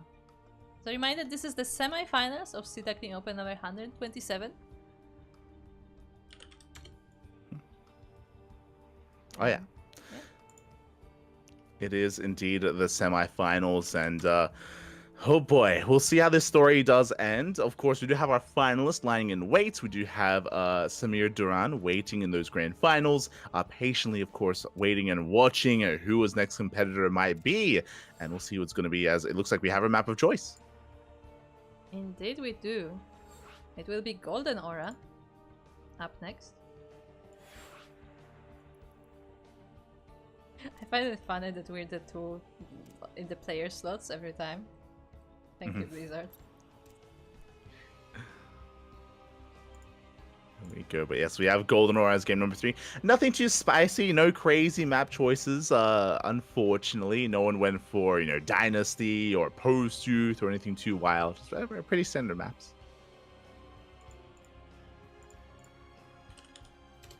I mean, we did have Post-Youth earlier in the tournament, but that was because it was the one of the designed maps, isn't it? Designated maps? Listed It was maps? a design map as well. Yeah. I mean, I guess it was designed by someone, right? Yeah. Very well designed. English is hard. It's fine. Specified yeah. maps? Yeah, it was specifically designed, and we're able to feature it earlier as well. Do love to see it. It had a lot of But yeah, features. it did. This map as well, a little bit less extravagant. Definitely. No, yeah, Golden Aura is more of a standard map there, and that's probably why it's loved by a lot of players. I loved, tolerated. Look, love is maybe a strong word, but like, it's being used a lot. Uh-huh. Yeah. Well, anyway, we are now on Golden Aura indeed, and we are in the top left corner where the first of our players has spawned. It is the orange Terran player. It is Hollow Ghost. And spawning in the bottom right hand corner of Golden Aura, we have the Australian Protoss player, this time the blue Protoss. It is Tricky.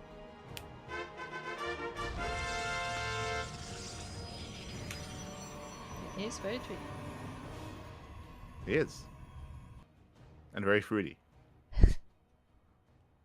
What does that even mean? Ah. But yeah, for someone who is called Tricky and Ninja, he has not done any cheese so far.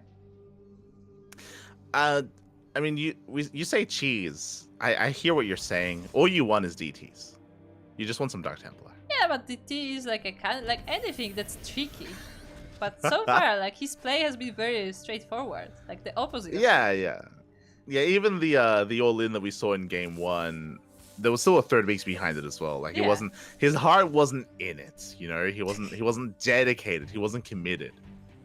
Mm-hmm. He didn't commit to the heart of the Protoss. What?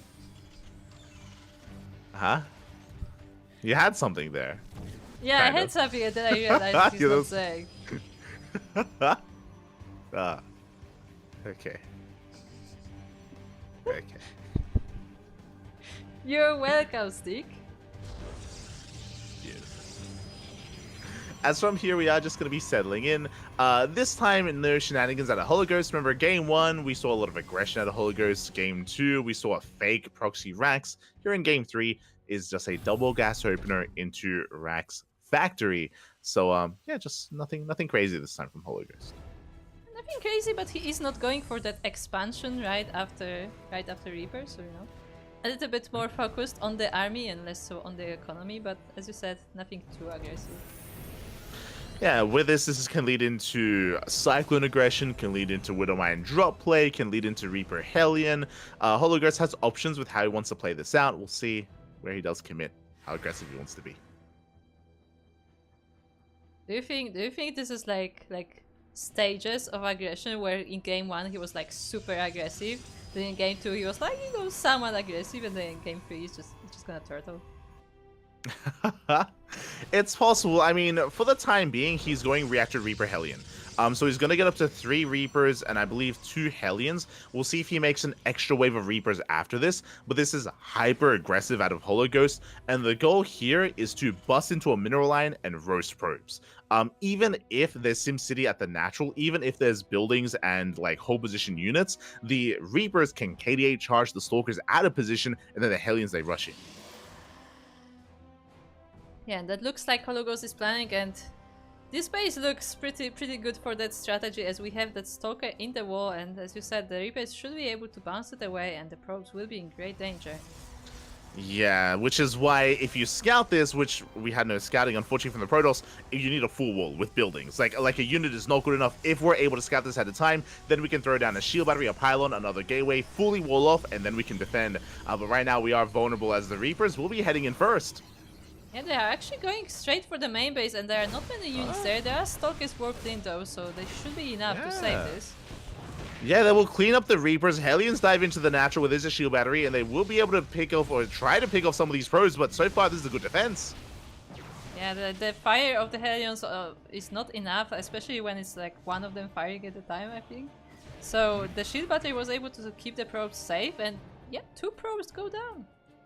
Yeah, very nicely done. From the side of Hologhost, if I want to be a little bit critical, I assumed that everything would be coming together. Instead, he split off his units, right? The Reapers were on their own, the Hellions were on their own, so suddenly the harassment, the aggression was less impactful. And yeah, in the end, the Protoss player does defend very nicely and can take an expansion.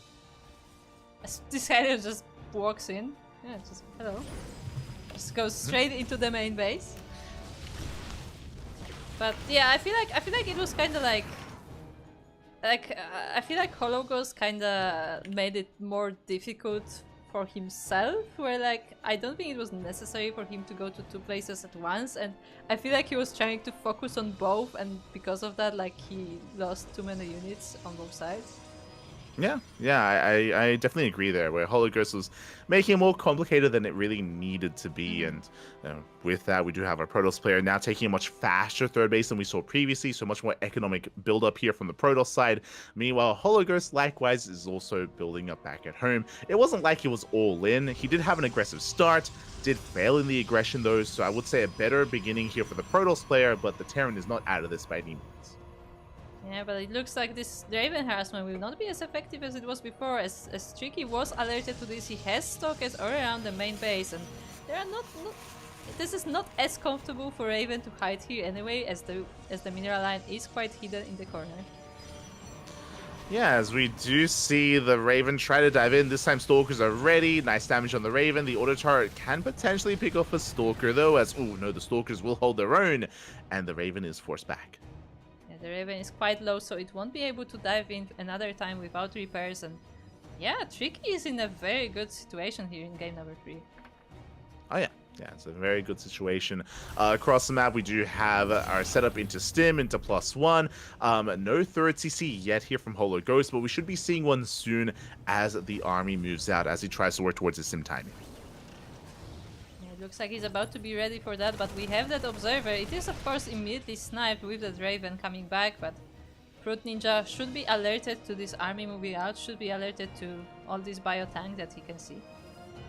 Yeah, and that does trigger a big warp in here from Tricky. Does throw down shield batteries as well, so a very nice setup here. The Observer did spot the move out, and he is getting ready. Is it going to be ready in time though? Because the shield batteries are just now being thrown down, and the army's already moving out across the map.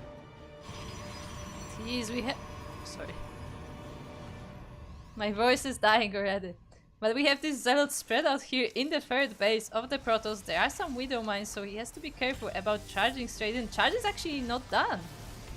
Yeah, charge is not done. The army's pushing forward. Tanks already siege up as well. This is a terrifying Terran army, and Fruit Ninja is in a lot of trouble here. Yeah, nice anti-armor there from the Raven as well. The Raven has been repaired, but it looks like it will be sniped this time, but at the same time the Terran is moving into the third. Yeah, I do like this decision out of Fruit Ninja. There's no holding the third. At this point, with the tank siege up, there's no way to save the third base. Instead, warping in and getting ready for potentially an exposed army, instead of coming in for the surround. Yeah, coming in for the surround, but the army was able to reposition, and I mean, he still may be able to clean this up. Barely not enough Zealots. Not enough Zealots here. The Stalkers are going down.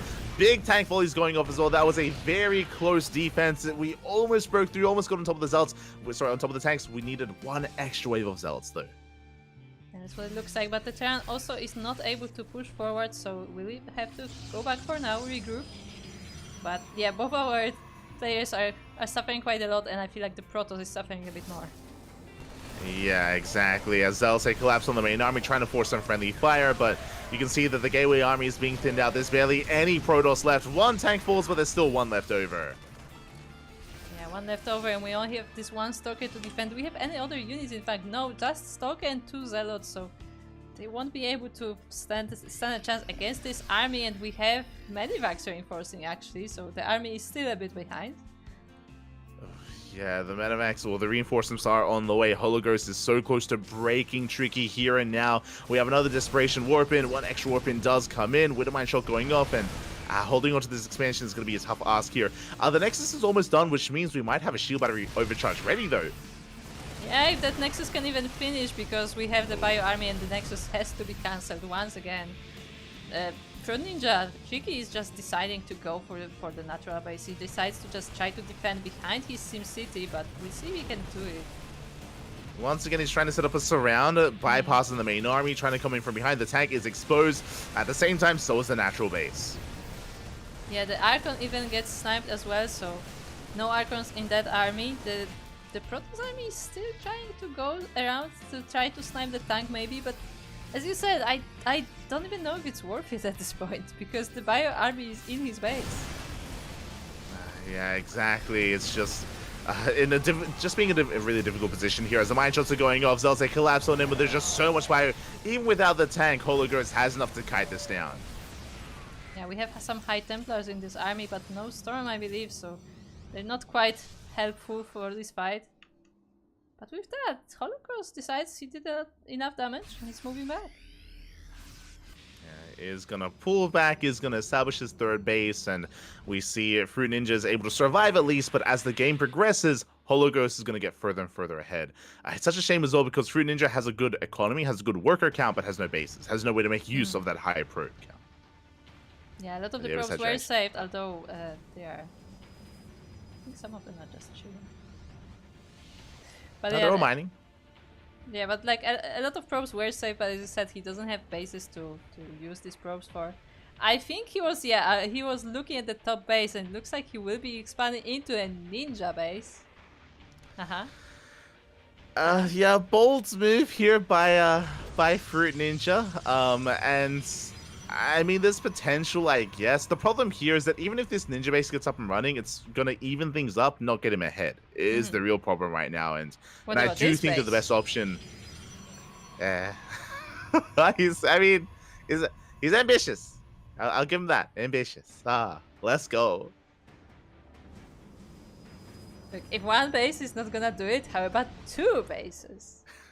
That will get him ahead, surely.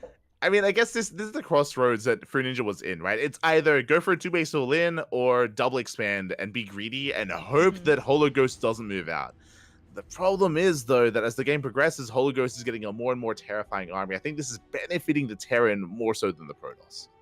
Yeah, I mean, his army already is terrifying, and it is once again moving across the map, so... I mean, the good news is that the Hologhost does not know about the ninja bases, but yeah, I don't know if Ninja even has enough to defend this army right now. Yes, even though there are a lot of Archons, we have EMPs to counteract that as well. Storm is done, and it's going to come down to the Storms. If we can land some insane Storms, then the Protoss can hold. But do we even have the High Templars? Oh, there are some in the back. Stim! Oh my god! Hologhost, he pressed Stim like 3 times. That was crazy. He killed his own army. Oh, that's very unfortunate. He got a bit too eager and made a mistake, and that was enough. Storms landed on the army as well, and the entire Bio army went down. That was crazy. It wasn't even it was one Archon volley killed everything. Again, he overstimmed his army deep into the red. It was crazy. I mean, those mistakes happen, and yeah, there was very unfortunate timing there for that mistake to happen for Hologhost. Yeah, that was wild. And as a result, I mean, Fruit Ninja breaks the third base, denies the expansion, he's getting 2 ninja bases as well. Fruit Ninja doesn't have to push into the natural. At this point, he can just chill. Yeah. Or he could go for he can do both. He could do both. I mean, to be fair, there is already an army from the Terran, as they are definitely good at remaking that army constantly, but this is nice EMP. Yeah, we respect the ghosts. We have to we gotta respect Hologhost with his ghost control as the Protoss army has to back off, and an Archon is gonna be sniped. High Templar as well. Very nice catch here from the Terran. Yeah, all the High Templars in fact are going down, which is a great loss for Tricky. It does bleed out a lot, but given this game state, now I do benefit the idea of Tricky just mass expanding like this and saturating these bases. And he does have top right. I believe it's getting fully saturated. Bottom left, less so. I'm a little bit concerned. Has Fruit Ninja main-arted the probes, or the probes still at the natural base? We'll see in a moment, because for now he is pushing into this base, and there are more EMPs going down, but they're not going down on the Protoss army. Yeah, the Widowmine shots are brutal though. The EMPs did connect with the Archons, and Fruit Ninja loses every single unit. And I do need to see that natural base. He has 2 expansions, and the natural, they're still there. They need to go. They need to go to the bases. No, look, it's fine. We need to saturate. It's fine. Look, they're not this base. The other ones. Go to the gold. Go to the top right. Go anywhere else. No. No. Actually, got 97 probes. Actually, are these probes even counted in that? Are the long distance binding probes counted in this nexus? No, they're not. They're not. So there's 25 So just here. Yes, yes. Ah, that's. Kuro, he has that's a lot of 101 probes. Look at the numbers. That's 101 a lot probes. of probes. 101 probes. He has almost purely probe. But like, if he had his probes and his main army fight against each other, then his probes would win. Like, I mean, true. Understand that. Also, he goes to the top base, not to the gold. Yeah, I mean, at least it's fully saturated. But yes, but he does need to gold. saturate the gold as well. Yeah, yeah. Tricky. It's not that tricky to manage the probes. It's okay. Everything's tricky for Tricky. As he I like is this getting into train here. Skytoss. He is getting into Skytoss. As we were busy going over the probes, he has transitioned into free Stargates. Yeah, here we go. We have carriers on the way now. Hologhost will scout, will confirm the gold, and will kill the gold base. And I think it's okay to give it up. It's a shame that the golds didn't really pay for itself in the end. I mean, it did. It did have some mining going on for a while. But I think it's okay to give it up. Right now, I do think the win condition for Fruit Ninja for Tricky is just turtle up and get into maxed out carrier-based army. And to throw probes away. I think it's a mistake that Fruit Ninja saved those workers. He saved the probes, and he has too many probes. The probes, they're hurting him more than anything because they're eating up a lot of supply. Saving probes was fine the first time. Now he doesn't need them. No, he doesn't need them. No, not at all. Probes. He needs to throw. He doesn't need to throw them away right now, but soon he does. If he reaches maxed out 200 supply, he needs to throw away probes. He needs to kill them by himself. It's so sad. Ah. Watch him throw away the gateway army, but the probes stay. That's gonna happen. Now, we do have a big scan from Ghost, is aware of the Skytoss and already has quite a robust army. Second starport's on the way, working towards Vikings as well. And I do actually favor Ghost's army here. I mean, it still comes down to the EMPs. If Ghost can EMP the High Templar, Ghost can win a fight. If he doesn't, then things will very quickly swing the way of the Protoss, as the Protoss is about to max out. Yeah, I mean, we have Liberators for anti-air. Yeah. I mean, I think Hologhost army is actually fine. It's just this army from the Protoss is so small because there are so many probes. Like, he's maxed, and it's a tiny army. Like, I like the single this could be Colossus bigger. there. Like, I just imagine like it bonking its head on all the carriers. Yeah, like we could see like 2 more Colossus, some Immortals. We could see some more carrier. Like, we could see so much more here. It doesn't sound like a lot, but it adds so much to these big fights, and I am quite concerned with the next engagement. But we'll see. By the way, he's retaking the guard. Just so you know. He is. That's fine. He's gonna make more probes. I hope so. I guess it's saturated. It's good that he's taking the goal because it means that he might lose probes trying to expand there. As he does dive in. Mind shots are brutal. Big storms though. Oh my god! Yeah, the storms! Oh my god! Army. Yeah, the Terran just stands in the storm. And given there's a lot of Marauders in this army, so they don't die very easily, but the rest of the army, all the ghosts are pretty much gone. Now we have a few more. Yeah, so the storms were good. I don't know if you noticed in that fight, every single ground army for the Protoss just died to 2 libs. The libs were left alone, and Fruit Ninja lost everything. He only kept the carriers alive. He recalled to his main. If you're looking for the army, I don't know what you're looking for. I was looking for the army, but I have given up. I'm just gonna look at his face. Look, he's making probes. He's making probes. He did make some extra probes. He did. So that was a very interesting fight. Again, the storms were good, but the entire army melted to the Liberators, and there's only carriers left. And purely carrier is not a good composition. It needs support. It needs either Storm, Archon, Disruptor. It needs something on the ground to keep the carrier army safe against the Bio army. Yeah, the Bio army has once again found this gold base and will be dealing with that. I guess probes will not be escaping this time.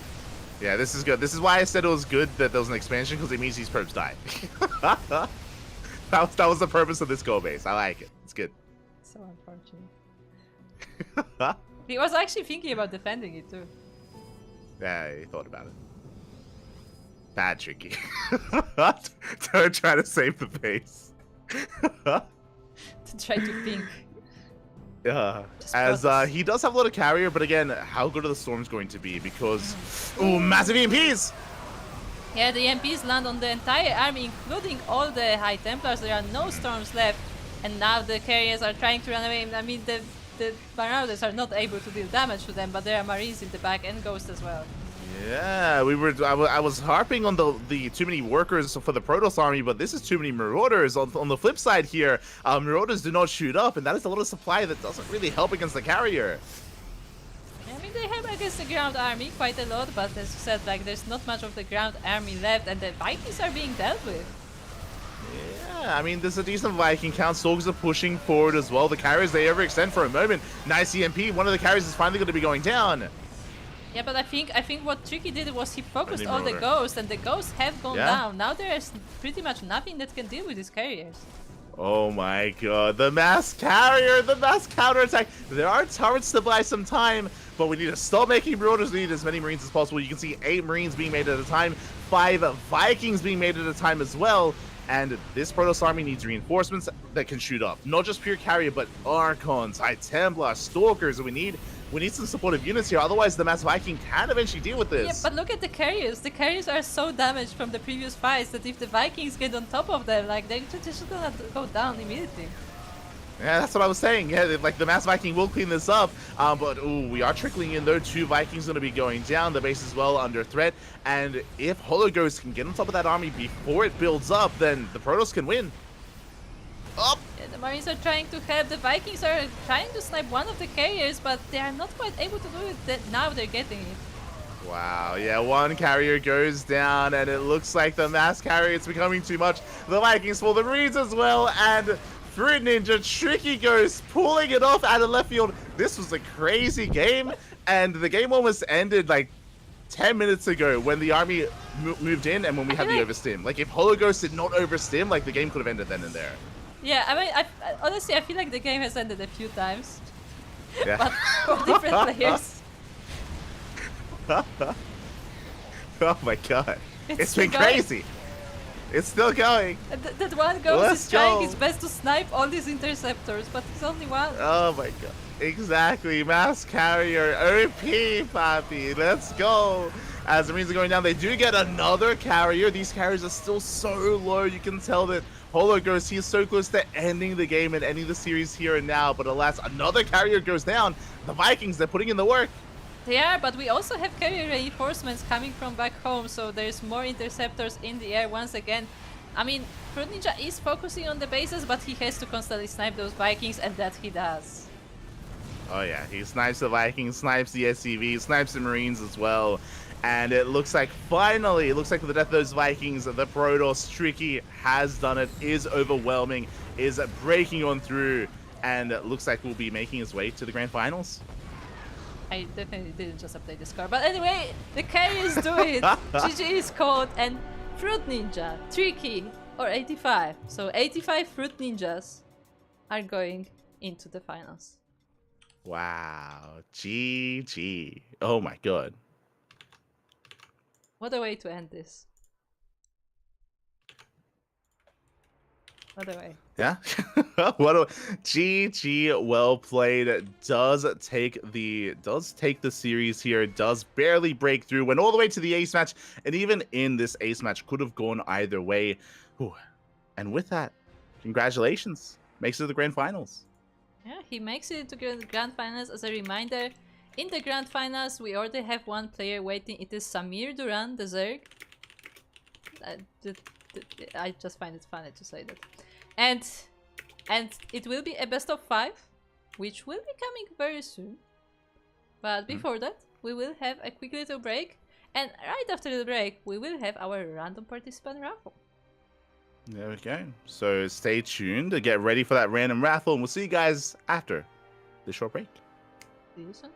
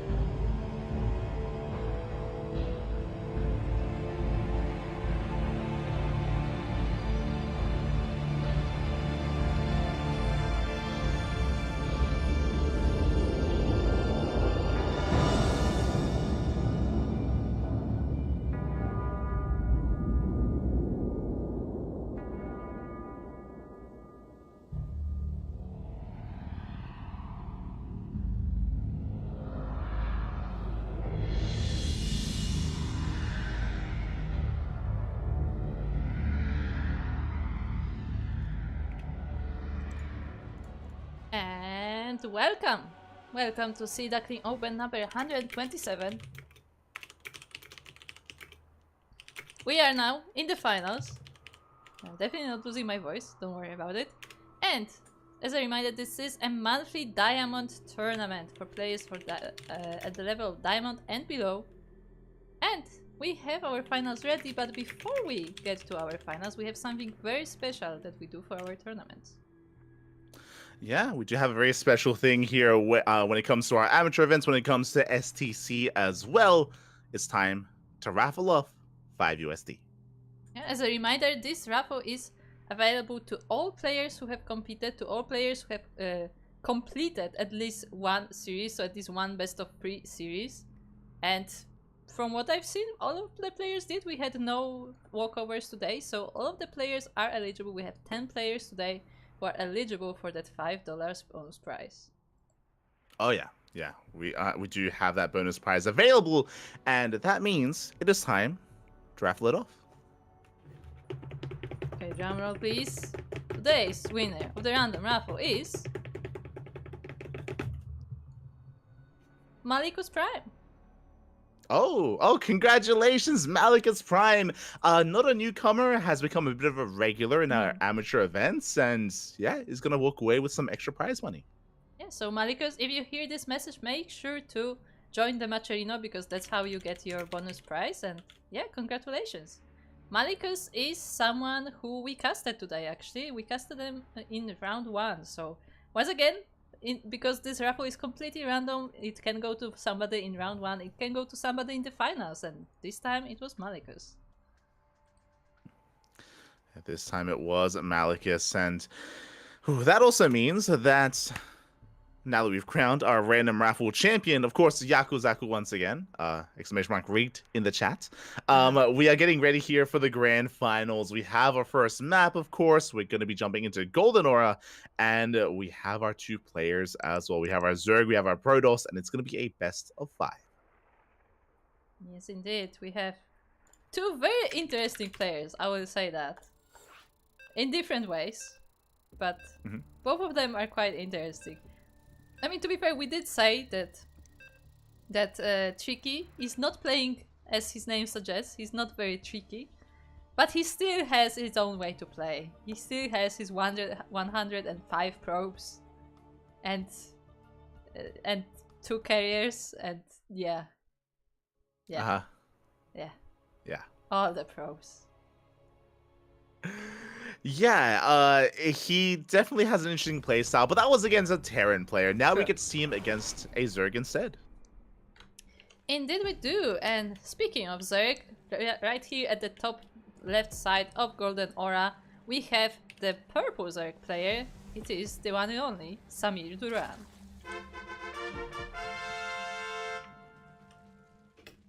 And spawning in the bottom right-hand corner, we have the Australian Protoss player. We have the green Protoss.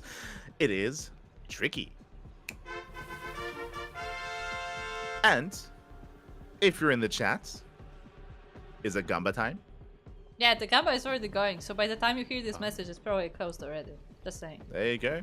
There you go. The Gamba has come. The Gamba has gone by already here, so I hope you place your bets while you could, as we are jumping into game number 1. Also, I had to Google it. I didn't even know that Duran's name was Samir Duran. I thought it was Duran Duran. Are you serious? Okay, yeah. Hold on. Light_VIP. I'm putting you on screen. Did you really think Duran Duran was the name of the character? Yeah, I thought it was just Duran Duran. Ironically, I thought that was it's just a his name of like a singer band / whatever. Nah, it's him. It's like Varun 5. There you go. He even introduces himself in the game. It's not like it's hidden. He introduces himself as Samir Duran. Yeah, with the pop song.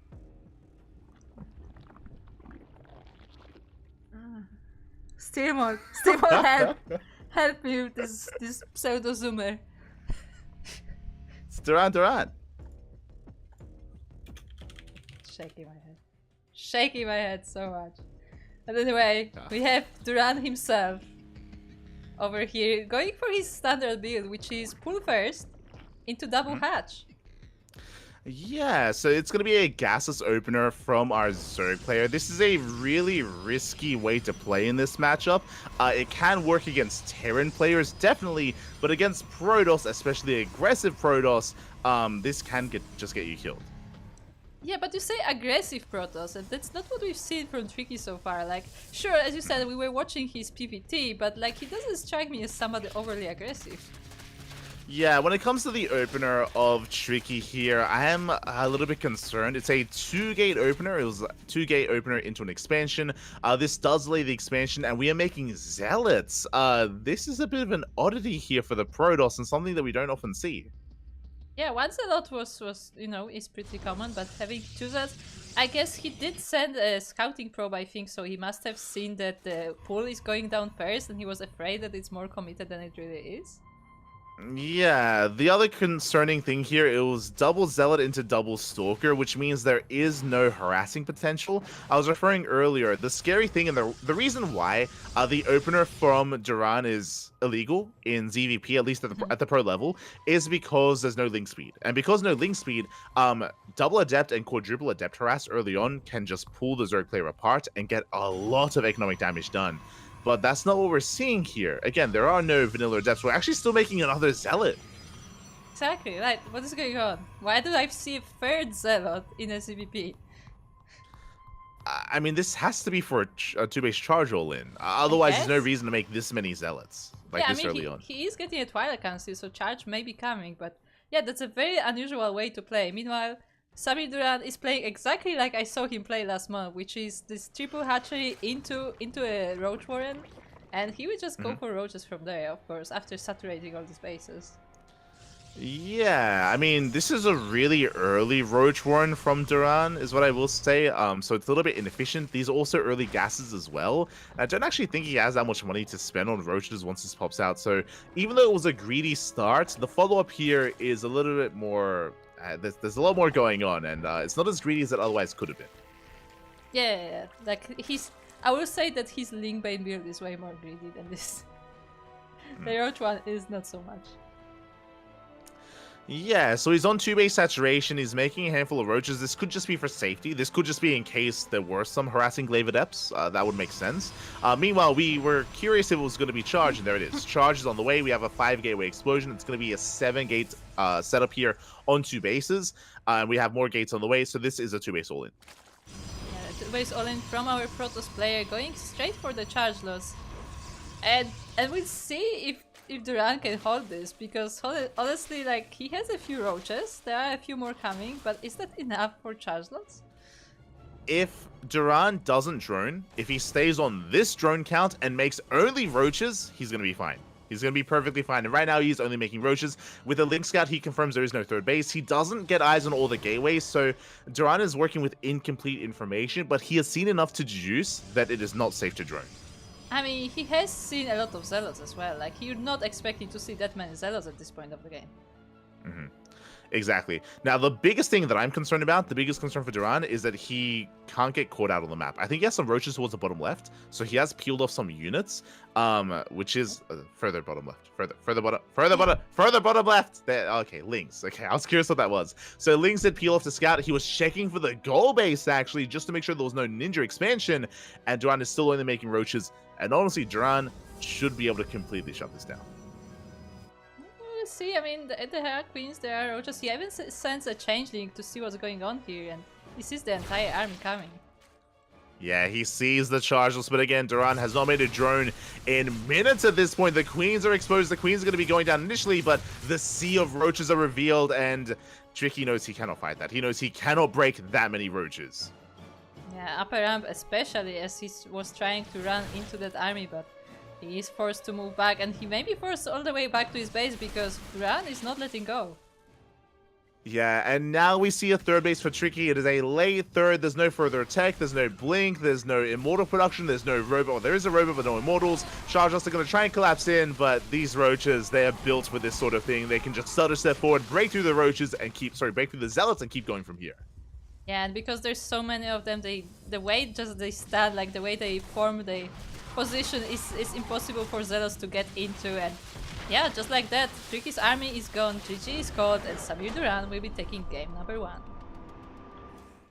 GG, well played. Tricky going for a tricky build, going for a 2-base charge all in.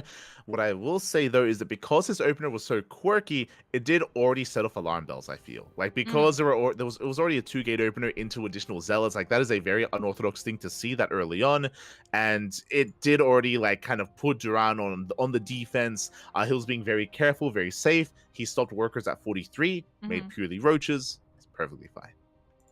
Yeah, definitely something seemed fishy, and Duran was able to notice that.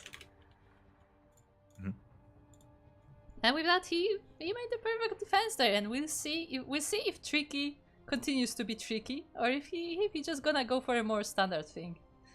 Yeah, I'm not opposed to going for an all-in or going for some wild builds, but I do think that the strength in that is with standard openers, and then you deviate, right? You try and make everything look normal, and then you try to catch your opponent off guard and try to trick them, right?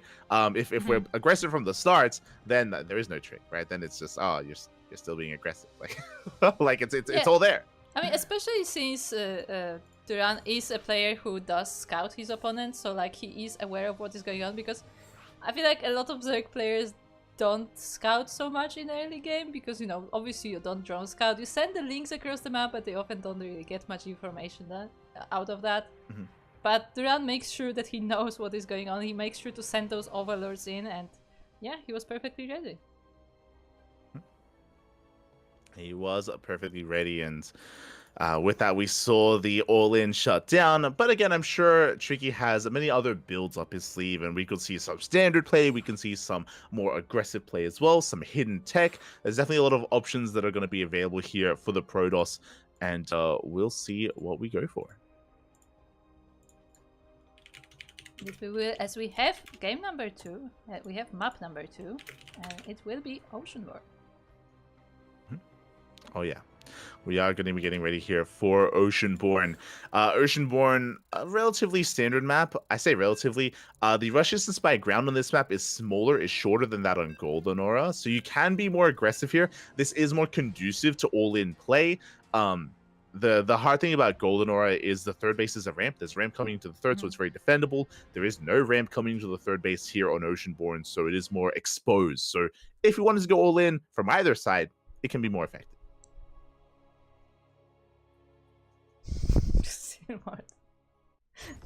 Stick. What did this? What did Steel Mod say? Just some stream jokes. It's fine. It's fine.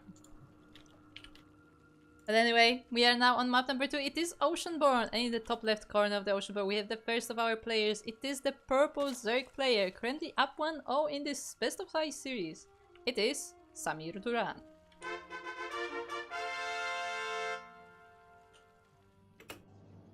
And spawning in the bottom right-hand corner, we have his opponent. We have the red Protoss player from land of Australia. Down in the series, looking to bounce back. It is Tricky. Free Ninja, 85. I'm telling you, it's 85 Tricky Ninjas. They're fruit. They like fruit. No? Yeah. What's a fruit? That's why that's their last name. Oh.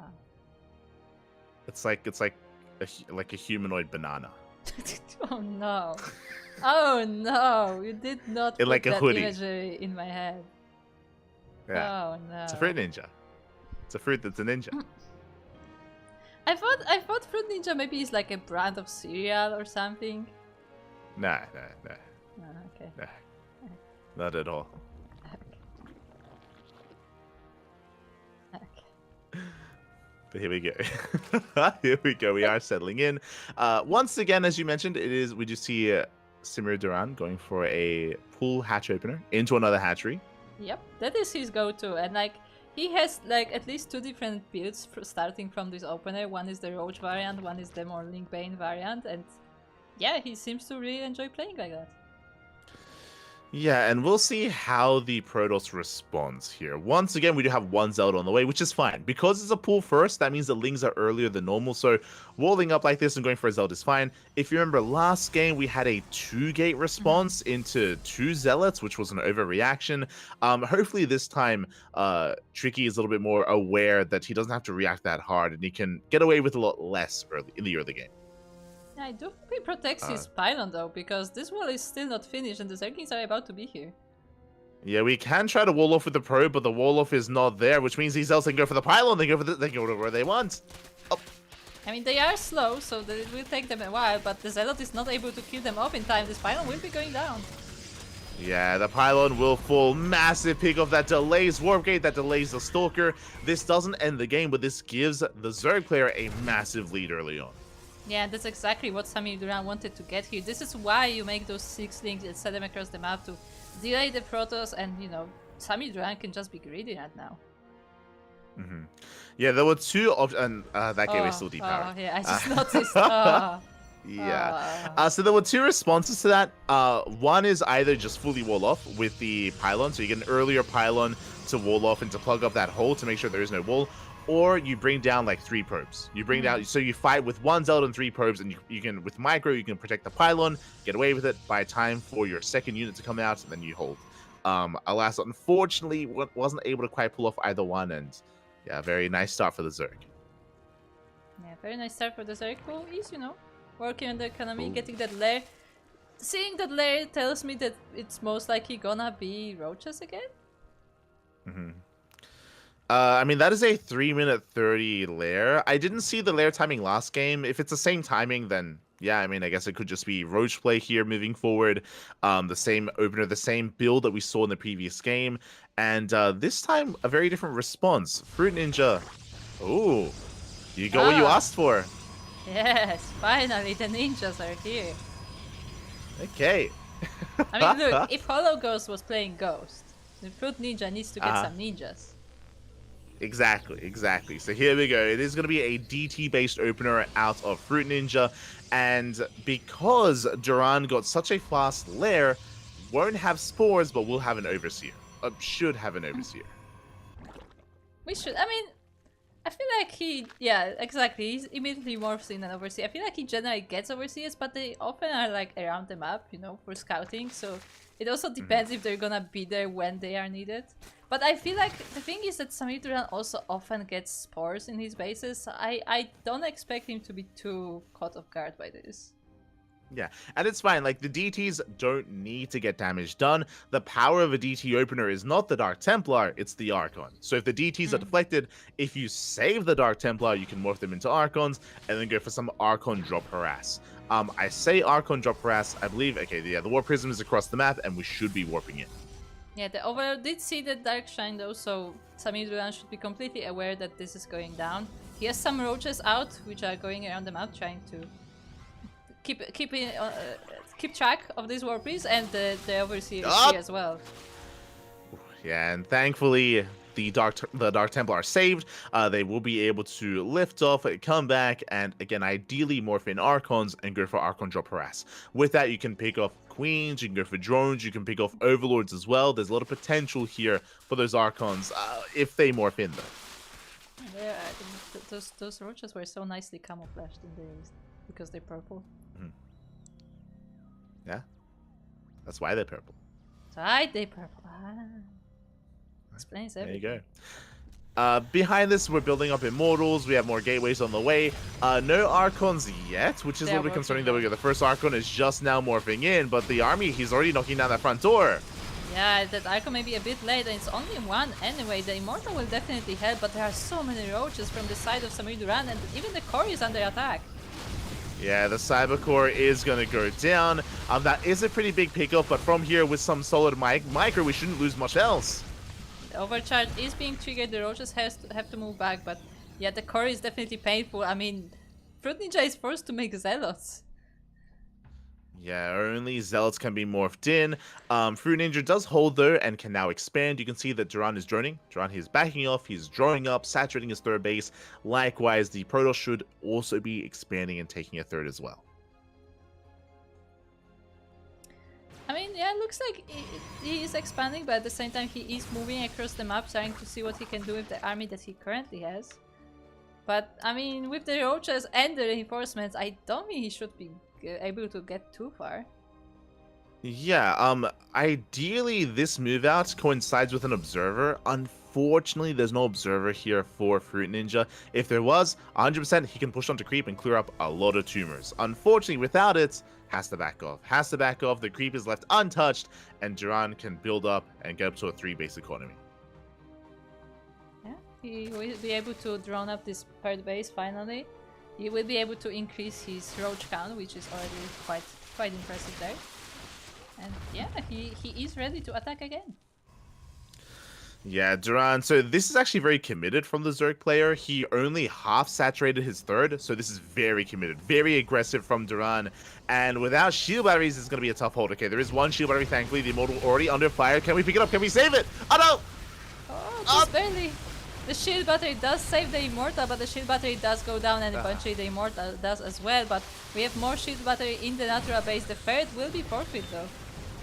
Yeah, the third is going to be forfeit. We can see the Zerg player overwhelming, pushing through into the natural. Now, it looks like the natural should be held. There's going to be another Immortal going down, but there's the overcharge saving the Immortal just barely. Yeah, the Immortal does survive. The Archon is being picked up by the Warpies as well, and actually the army of the Zerg is starting to lose. There are more reinforcements in the third, but yeah, they don't have the numbers anymore. At this point, Fruit Ninja has to go all in. The third base goes down for the second time, and we do see that Duran doesn't have the best economy behind this. We have to build up. We have to move out here and now. Storm is about to finish.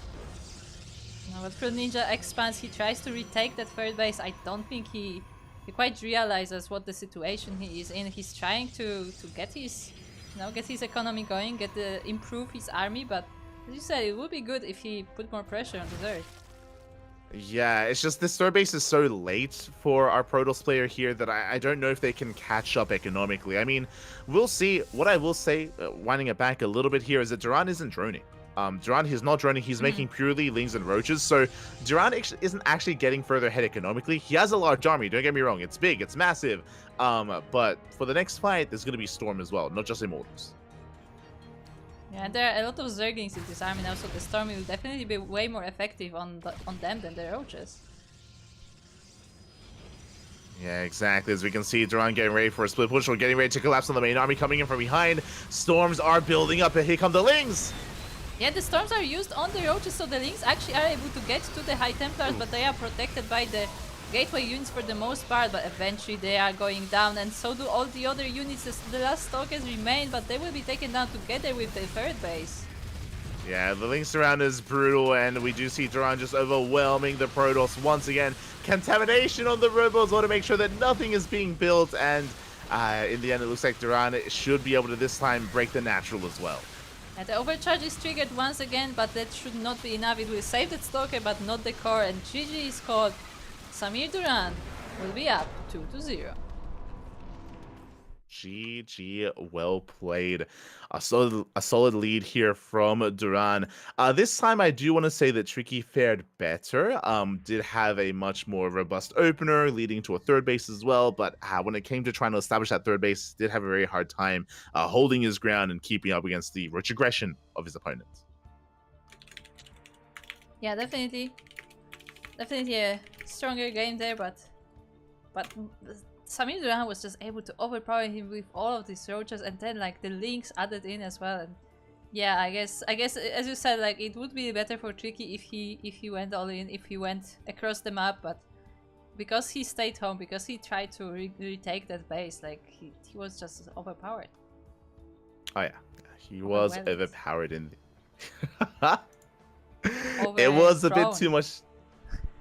It was a little bit too much in the end, and I don't think the opener was bad for the Protoss player, but as we mentioned before, like the DT opener didn't do any damage, which is fine, but there was no Archon harass either, right? So in the end, the opener didn't really get much done, and he did have a harder time getting into a longer game state there, and yeah, we'll see what the plan is. We'll see how things will change. We'll see how things adapt coming into Game 3. And we have our map selected. We will be loading into that game number 3 soon. As a reminder, again, this is a best of 5, and Samir Duran is currently up 2-0 in this finals. Mhm. So this game will decide if he will be the champion of this month's Duckling Open, or if we're gonna have a longer series. Yeah, we'll see. We'll see. I'm hoping for an extended series. I'm hoping for a back and forth.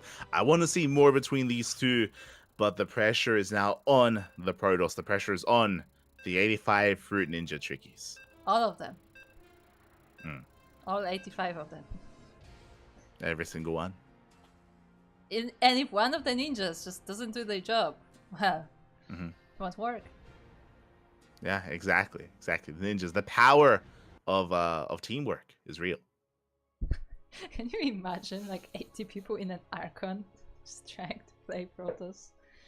Oh no. Is that what tricky is?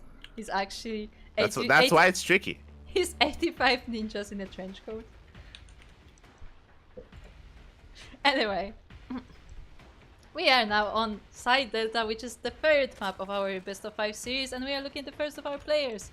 It is the purple Zerg player, currently up 2-0, Samir Duran.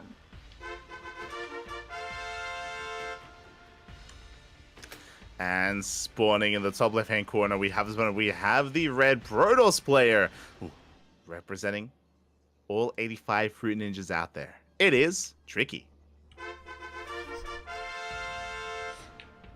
Can you imagine? It's like a clan of Fruit Ninjas. Yeah. And like they have like their own like like a sigil. I don't know what to call it, or like this symbol, which is like a fruit. Yeah. And or maybe they have different ranks, so they have different fruits as different ranks. Like then they have like different schools, and there's like the school of the apple and the school of the banana. Okay. Which fruit is Tricky? Kiwi berry. Whoa. Kiwi I was berry? recently reminded of kiwi berry because for some reason they brought it here. I can buy it here now. I still don't understand what that fruit is. It's a kiwi berry. It's a kiwi, but not. Yeah, it's tricky. Why? It's tricky, exactly. That's why I said it is tricky. So it's kiwi berry. There you go. There you go. Once again, same opener out of Duran. It's going to be pull first into a hatchery, into another hatchery. So double expand here. Gas's opener out of Duran. And we'll see if Fruit Ninja will have a stronger defense. For now, going for a second pylon on the low ground. And he's actually skipping the Zealot. Zach, you're not going to unpower my buildings again. Ever again. I mean, skipping the Zealot is a risky thing to do because that means that the Ling's are going to get across the map. We'll see how much damage this gets done. It's going to be close here. The Adept is being chronoed as we speak, but the Lings will be able to slip in, and they might just bypass the low ground. They might just go straight for the main. And they may, but that Adept will finish quickly, so I don't think they will be able to do too much damage. Yeah, as one Ling goes down, we do go for the surround though. Oh, and just barely, the Adept is under fire. Is going to clean up some of these things with the Adept. It could go down. It's close. Up. Just barely, that Adept goes down, but only 2 Lings survive, so they won't be able to do a lot of damage, so they actually move away. Yeah, Lings, they move away, thankfully, but that was already a very nice start here. One Adept does fall. Regardless, Fruit Ninja is settling into his own setup. It does at least save his pylon, does at least save his buildings. It's okay. Yeah, he only lose the Adept. Hold on. Well, Adept is more expensive than a pylon. It's fine. Because it costs gas. Interesting. Okay, so it's going to be the Robo Opener once again out of Fruit Ninja, but this time going Observer first. I mean, we'll definitely help him to keep an eye on whatever Samir Duran is doing. Yeah, it's an interesting start here. Meanwhile, Duran is going for the same build, going into a 3-minute 30 lair timing into Roaches.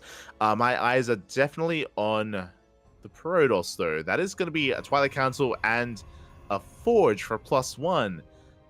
Is this going to be a +1 charge roll in again?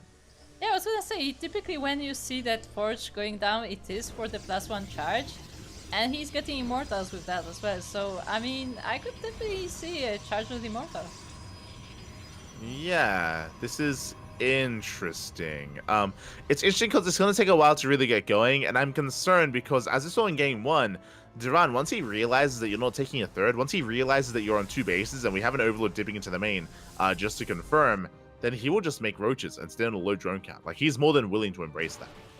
Yeah, I mean, again, something that Samir Duran does a lot, he does constantly keep an eye on the opponent, he sends those links in, he sends those overlords in, and if you have the information about what's going across the map, it's much easier to make those choices in your own bases.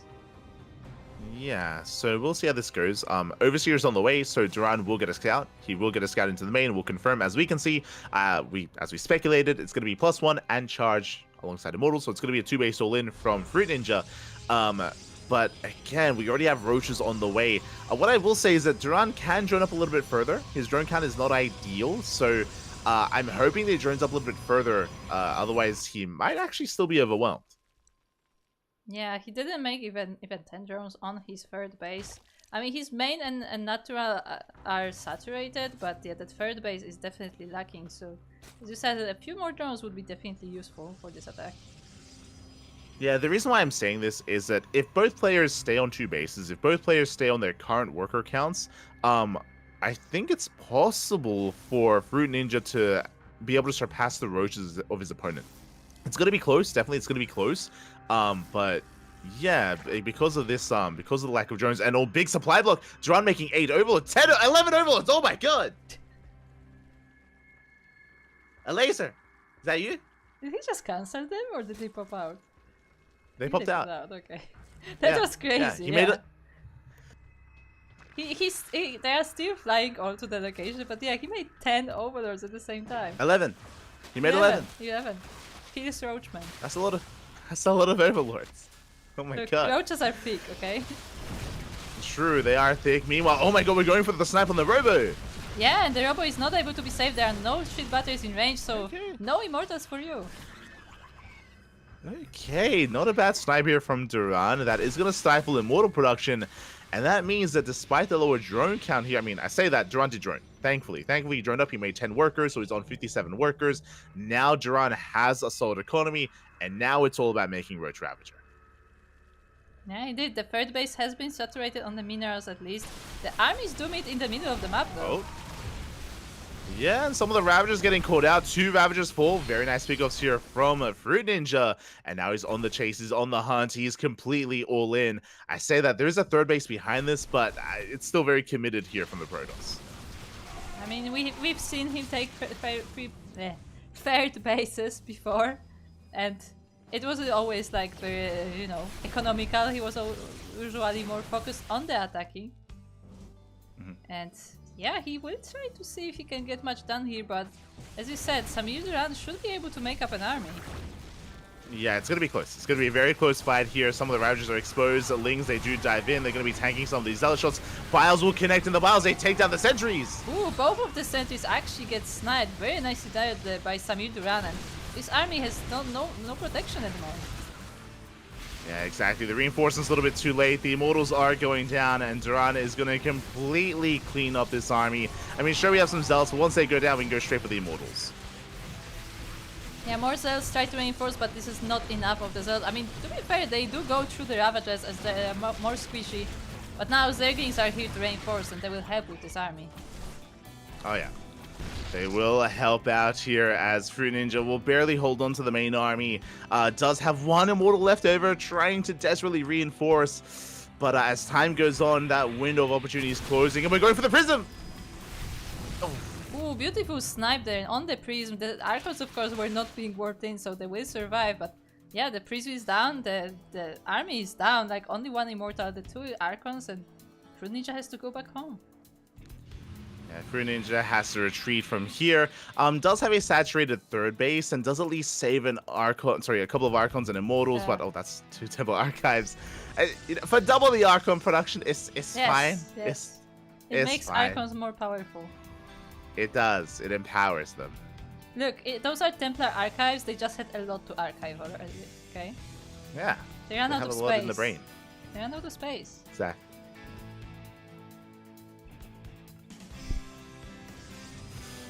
Those are Templar Archives. They are. They are. That is what they are. A little bit of a zagging run by, going into the third base. A fourth is being taken as well. Very well observed.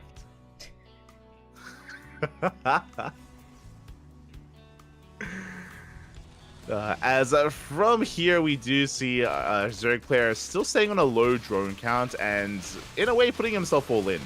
55 drones is all that Duran has, building up Ling, Roach Ravager, building up quite a large army.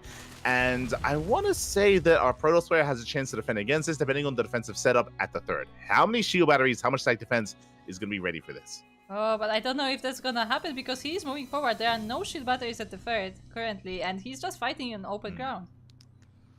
Yeah, but has been building up quite a large army. That's going to be 5 Archons. This is quite a robust force here, but still only 1 Immortal. So is it going to be enough? Lings are being forced back. I mean, Fruit Ninja is gaining ground. Yeah, it definitely is. That is a little bit more than they're killing the Overlords, not the Overlords. It's okay, we have plenty of them. It's fine.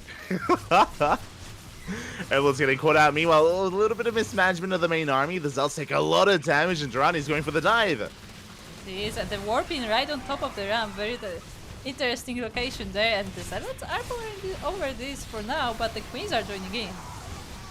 Yeah, the Queens are joining in. Some decent transfusion on the main army. Bars will connect, and now the Zealots have been evaporated. Now the main army can get on top of the Archons. The Archons are falling one after the other. Yeah, but the Queens are off of creep and they won't be able to join with the army, so this is a bit of a tricky situation, haha, for Samir Duran, as he is not able to go up this ramp with his entire army. It's a Samir situation. It's very Duran of him. Very durian of him. Is he also a fruit? Mystery. Have you eaten durian? You know what durian is, right? Yeah. Yeah. Have you eaten durian before? No. Okay. I have don't seen know a if they durian exist before. in Poland. No. Oh, you've seen it? Okay. No, Okay. remember in Singapore? Yeah, that's what I was gonna say. Like durians are very common in Southeast Asia. Yeah, I've seen one in Singapore. I think it was packaged Okay. though. Okay. Like, as in, Okay. do not spread the smell. Okay. For those who don't know, durian has a very, very specific smell. Yeah, yeah. It tastes you know, it tastes you know. fine. It's just it's just the smell. Just the smell.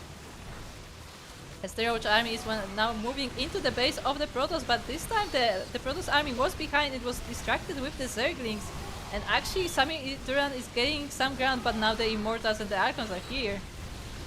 Yeah, a bit of an overextension by Duran as he's going to be bleeding out a lot of Roaches, a lot of Ravagers, but he did snipe every single High Templar. That was brutal. Storm finished, and we didn't get to see a single Storm as all High Templar did fall. Yeah, but that said, I mean, Duran's army is a bit small. He is working on remaking it now, but he lost a lot in this attack.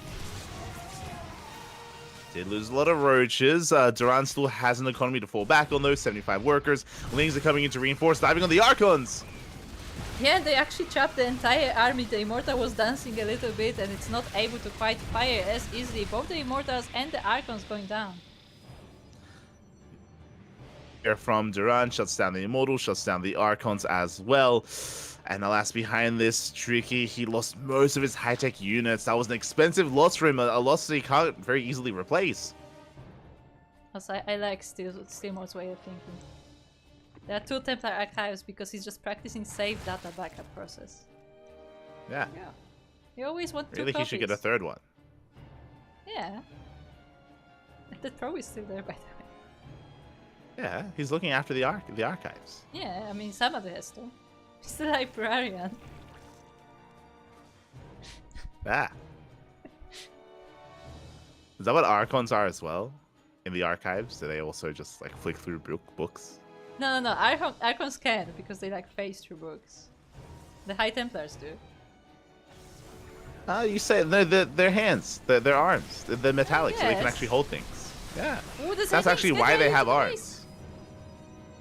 The Zerglings go sees right the- into the main base where we have 15 probes on 1 minute. He wants the archives. He wants the them. archives. Yes, he wants the knowledge. That was denied from him. But I guarantee you, like, why else would Archons have those like metallic like detachable arms if not to like hold books? Detachable. Do you think they did They that? are. Yeah, that's what they are. You can like switch them out. Do you think that's what it is? Do you think there's an Archon out there that like misplaced his like left arm, so he's got like 2 right arms? Oh my god. He actually has a leg instead, you know. Just happened to find one. You know, they do like dragoons, right? And like, you know, immortals, like, and it just found like an immortal leg, just replaced it. There you go. I guarantee you that's happened to one Archon out there. They just have a bad day, you know. Just it happens, okay? They go to work to the library, to the archives, and they misplace their arm. Yeah, I couldn't hold the books anymore. It happens. It happens. So we have a nice collapse here of the Zerky, but the queens are being dealt with a bit too early, and the storms are going all over the Ravagers.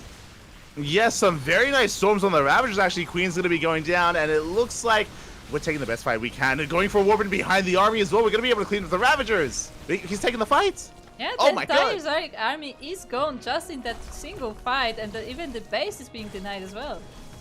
The stars aligned. The Zealots, they were able to completely shut down the Queens. The Queens are left exposed. Likewise, the Ravagers were left exposed to the storms as well. And just like that, Fruit Ninja, he's snowballing out of control. He's breaking through into the natural waste as well. He is barely having enough here as he does reinforce the Zealots. He's pushing in.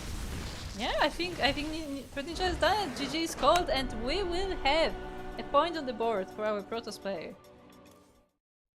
You know, it was because of the archives, right? Yeah. I mean, his archers were smarter.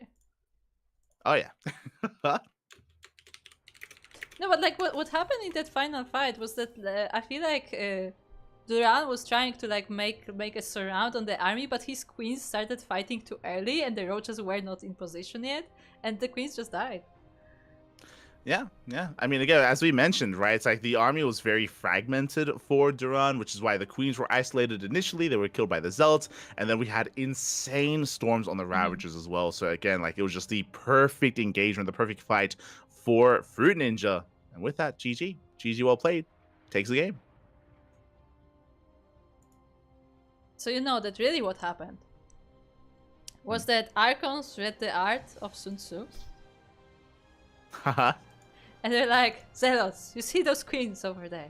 Go forward, go forth, and fight them. And they did. They did. Yeah. It's all thanks to the archives, because they had the art of war in the second library. They did. Not in the first one, though. Not in the first one, though. It was not big enough for having the Earth books. I mean, like, who has Earth books in the library? Uh-huh.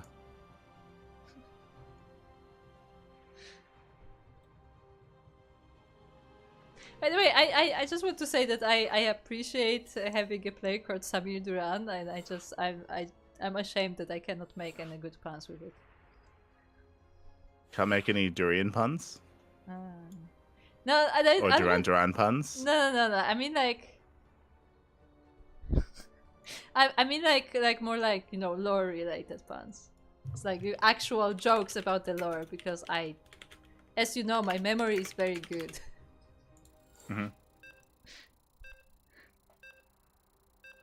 And all I remember about Duran is that he was in Brood War and the way he talked. And he was a singer. He had a band. Made some hit songs, which I believe are in the SC2 soundtrack.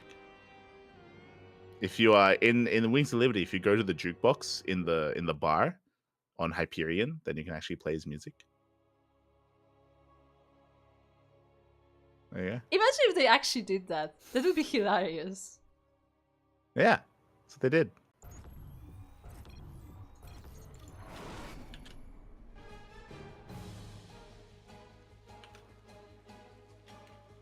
But anyway, it is time for game number 4. As we are on Alcyone, or Alcyone, the map number 4 of our best of 5 series, and we are in the top right corner looking at our purple Zerg player. It is the one, the only, Samir Duran.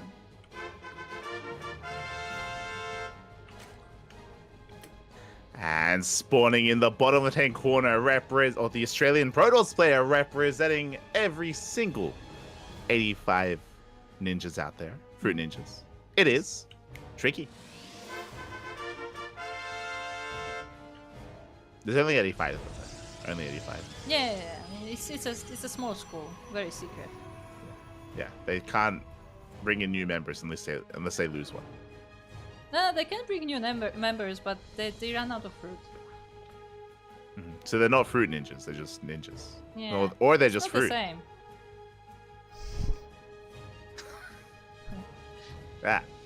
No, because like every ninja needs to have like their own fruit as a symbol, and like they ran out of fruit, so they couldn't give more symbols. Do you think if like the people that join after the 86th person to join, like he's like a capsicum or like lettuce? No. I mean, Like he's like a fruit. He's like a ninja, like a vegetable ninja instead.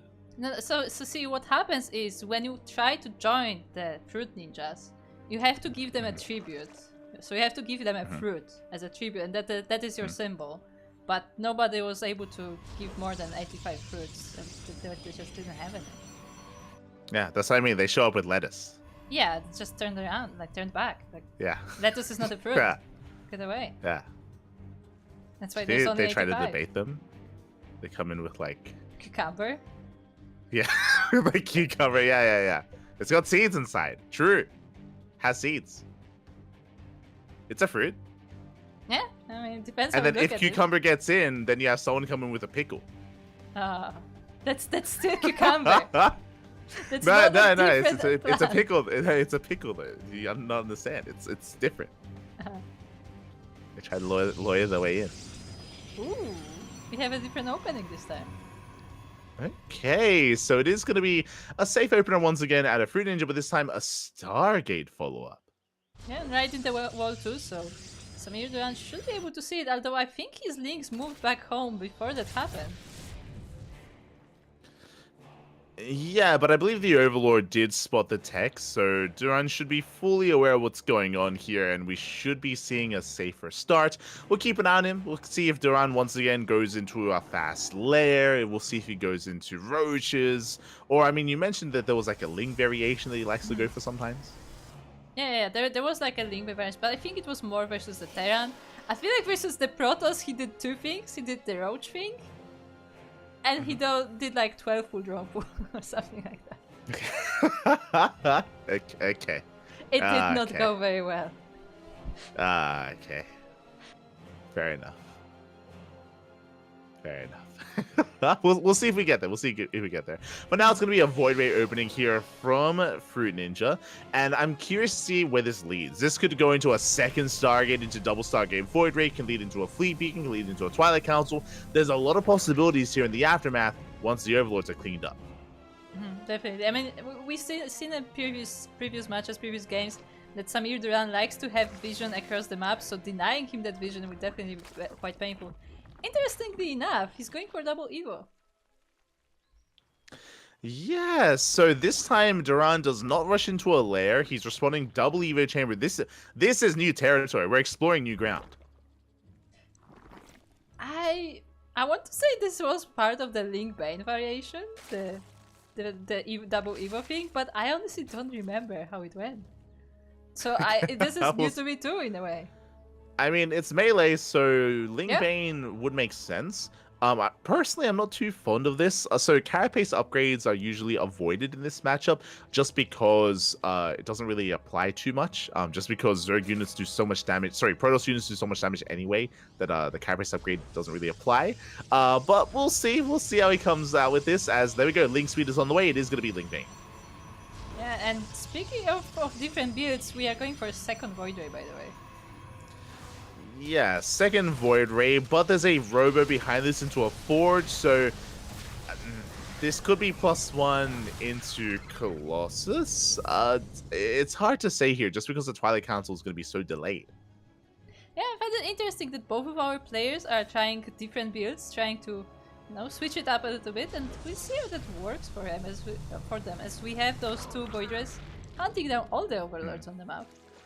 Yeah, this is so tech heavy. Honestly, if there was a Link Flood right now, the third base would fall. The third base of the Protoss would not be able to stand tall against that. But as we can see, there is no Link Flood. Lings are on the way, that's true, but Link speed is still in production, plus on melee is in production. It feels like the timing is still a little bit later. Yeah, I feel like this is what I saw from Mar back then and Samir Duran earlier on versus the Terrans. He would do this and he would get like no units for like 5 minutes straight. There would be no units on the map, and then he would just make Link Bane, and it was just like entire map flooded with Link Bane. Yeah, and there's potential definitely for Duran, but there's a window because I don't know if you see this. There's a fleet beacon on the way, and that means our Protoss player is rushing to Skytoss. Link Bane is quite limited against this kind of army. Void Rays are diving to the main base. How many queens are there? Well, a few, but this one is going down. Another one is going in the row. I don't think they're quite having a good pathing here. It's okay. We're fine. We have 4 queens to defend. All of them do rotate into the main. We defend. At the same time, Link Bane hits the 3rd. Yeah, some of the links are trapped in a stasis, and there's a shield battery overcharge as well, but the units are starting to fall. Yeah, the overcharge putting in a lot of work though, and the Zealots, they're barely dying here. They're holding on by the skin of their teeth because of the overcharge, and this is kind of a waste of links right now. I mean, they're having a hard time, but the overcharge runs out. Yeah, the overcharge runs out. The Nexus is endangered, so are the probes, but I mean, the links look a little bit too distracted by all the single units, but it looks like the Nexus will be going down. Yeah, that was not a pretty engagement. That was not a pretty fight for Duran, but he barely breaks the 3rd base, gets into the mineral line, gets some economic damage done as well. But the concerning thing is he ready for what comes next? Is he ready for the Skytoss that's on the way? Yeah, the first carrier is already in production. The Void Rays are trying to clean up the rest of the circuit, but more probes are falling actually. God. Yeah, exactly. Void Rays, their attack rate is not very high. As you can see here, 14 probes go down, an insane amount of economic damage, and that's all well and good. But again, what's important right now is that if Duran doesn't realize that it's going to be Skytoss, he won't have anti-air. We need either a Hydrogen or a Spire, and we have none right now. Yeah, the one good news for Duran is that there's only one Stargate, so there's only one carrier at a time coming out. As I say that, 2 more Stargates are being thrown down. But what I mean is that for now the transition is not coming very fast, so if he's able to recognize it, he can still get ready for that. But it doesn't look like he is. Yeah, as for now, we have 2-2 on the way. Infestation bit that will help with Hive Tech. But as you mentioned, like the most important thing right now is scouting. Duran, he needs to scout. If not, we could see a repeat of that final game between Fruit Ninja, between Tricky and Hollow Ghost, where the Mass Carrier overwhelmed. Mass Carrier can do the same thing here. Oh my god, did you see that? Yeah. The simultaneous inject by 5 queens. That was beautiful. A lot of injects. How do you even do that? Do you like rapid fire this? Because by default, the way game works, if you just press an inject, like only one queen will do it. How do you do it perfectly in sync? It's a lot of practice. I'm the impressed. queens, they come together, they rehearse, they have rehearsal. Yeah, they like have their own choreography. Yeah. Where they all just throw up on the hatchery. Oh my god. Anyway, we have a Hydra then. You've seen the carbon animation with, I have. with yeah. But I also remember the queen was like pulling the larva like cookies. Yeah. Cooking. Carriers are scattered. Yeah, but he gets supply block at the same time. Yeah, the carriers are scattered. We respawn with double hydrogen, so we have double upgrades on the way. And Mass Hydra is okay against carrier, but it does have a window as well, where if the carrier count gets to critical mass, then Hydras do get outscaled. So they will need some support and eventually Spire Tech into Corruptor. Yeah, I was want to say the Hydras are not a good response unit to the carriers, but yeah, I mean, we'll see how Samir Duran does as he's trying to brute force the natural base. Yeah, it does deviate towards the 3rd instead. We'll get the Colossus. Stasis Trap does go up. Does he get into the mineral line? Up! He does. 17 probes go down, and the attack at the natural base is still going as well. Some of the Bennings get into the natural base, but the probes are barely safe. Oh yeah, 18 probes do go down. That's good economic damage. Duran, I would say, has droned up too much. I'm getting some deja vu to what we saw previously tonight. 98 drones for Duran. Oh yeah. Oh. I don't know why, but in his Link Bay version, he just does this. Like this this is like the two sides of Samir Duran. Either he goes roaches and like barely drones up his third, or he goes Link Bane and he just makes drones only. There's no in between. Now, the difference here is that technically a lot of these drones can be morphed into spore crawlers, so there is multi-purpose, and we can get rid of these drones by making, you know, gas geysers and tech and spores and static defense. I'm hoping that's the case soon, just because this Hydra army is going to be quite small. Oh yeah, I mean, it's a decent army, but it's not gonna contest with a bunch of carriers. Yeah, this might actually be too many carriers at this point. Like, that's what, 5 carriers? That's quite a lot here, and Hydras without support can have a really hard time against this army, but we're going for the base, and we can't deny the 4th. Yeah, it looks like the Nexus is under fire. At the same time, like, I mean, Tricky is considering defending it, but he decides against it. The Nexus will go down. Some more reinforcements to keep the Hydras at bay. Yeah, but still no Spire. Still no Spire. Nice contamination. Oh, nice +2. +2 is contaminated alongside the carrier as well. Meanwhile, the main armies are clashing. Yeah, the carriers go against the Hydras. The Hydras try to do their best against the Interceptors. They focus one of the carriers, actually. Oh, they try to, and the carrier is low. There we go. The carrier does go down. Was that only one carrier falling, though? Yeah. Yep. The only carrier that did go down.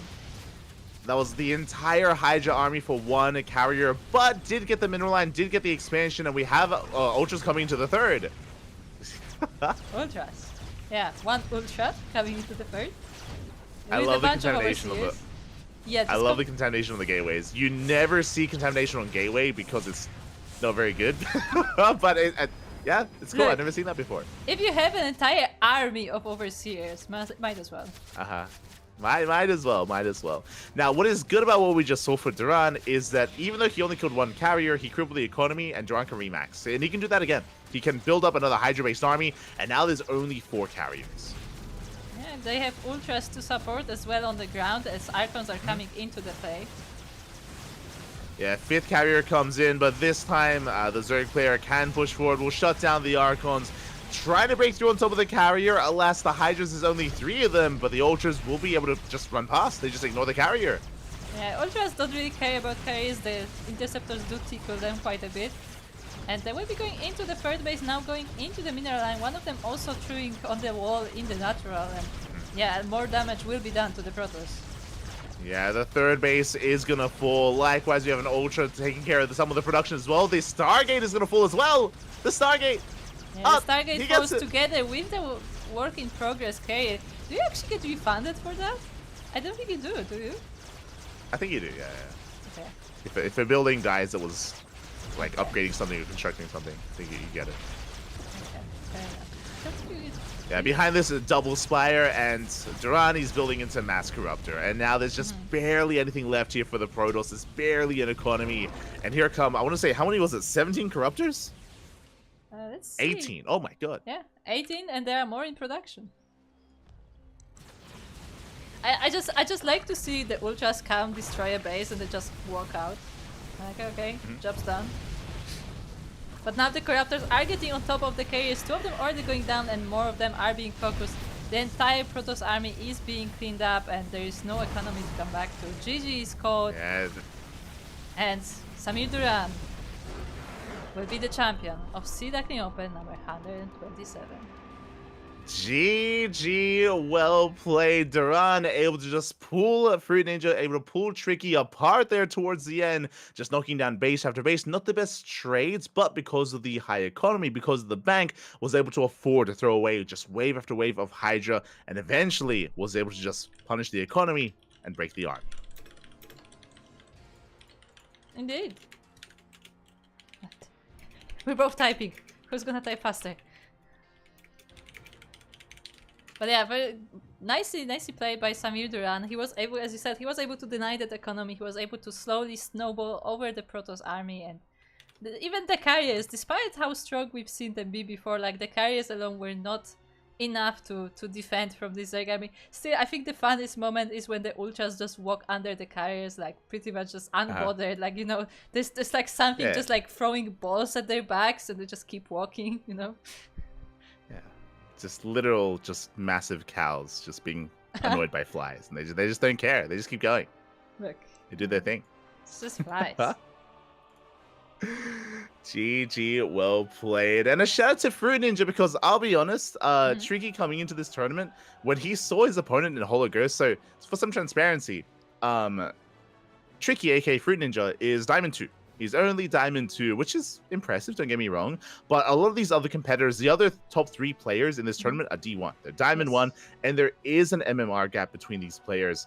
And yeah, because of that, Tricky, the Protoss, he was the lowest MMR player coming into the top 4, had a crazy upset, and it wasn't upset to bring down Holo Ghost, capitalizing on some mistakes from the Terran player, and even here in the grand finals as well, was able to take a game as well, was able to have his own strong moments. So it's one of those things where you mentioned before how some players have, you know, a certain skill set at this level, and maybe they're not the most well-rounded, but they definitely have something that they can excel in. And I do think that at least against his Terran opponent, the unit control was kind of a big part of that. Maybe didn't have the best macro, but again, a lot of the army control was solid. Same when it came to the fight on site Delta. You know, that was also just the ideal and the best case scenario for the Protoss. Yeah, definitely. And I mean, not only did he get all the way to the finals, like he also took a game of the final champions. So I mean, as you said, like considering that MMR gap is definitely very well played there by Fruit Ninja, and it just shows that despite like the MMR disparity, like you are still able to be competitive with other players if you are willing to do so. Oh yeah, there was like a solid 500-ish MMR gap between not even just Tricky versus Duran, but Tricky versus Holo Ghost as well. So yeah, very impressive stuff. Very impressive play from Tricky. Very well done. Hope to see more of all these players in the future. Again, this is a monthly tournament. Every month we do host Duckling Open. Yeah, indeed. This is a monthly tournament for Diamond and below. We also have a second tournament, Masters Swan Open, which is for Masters players up to 4.7k MMR. So if you don't qualify for SDO, maybe you can play in Masters Swan Open. So do check it out.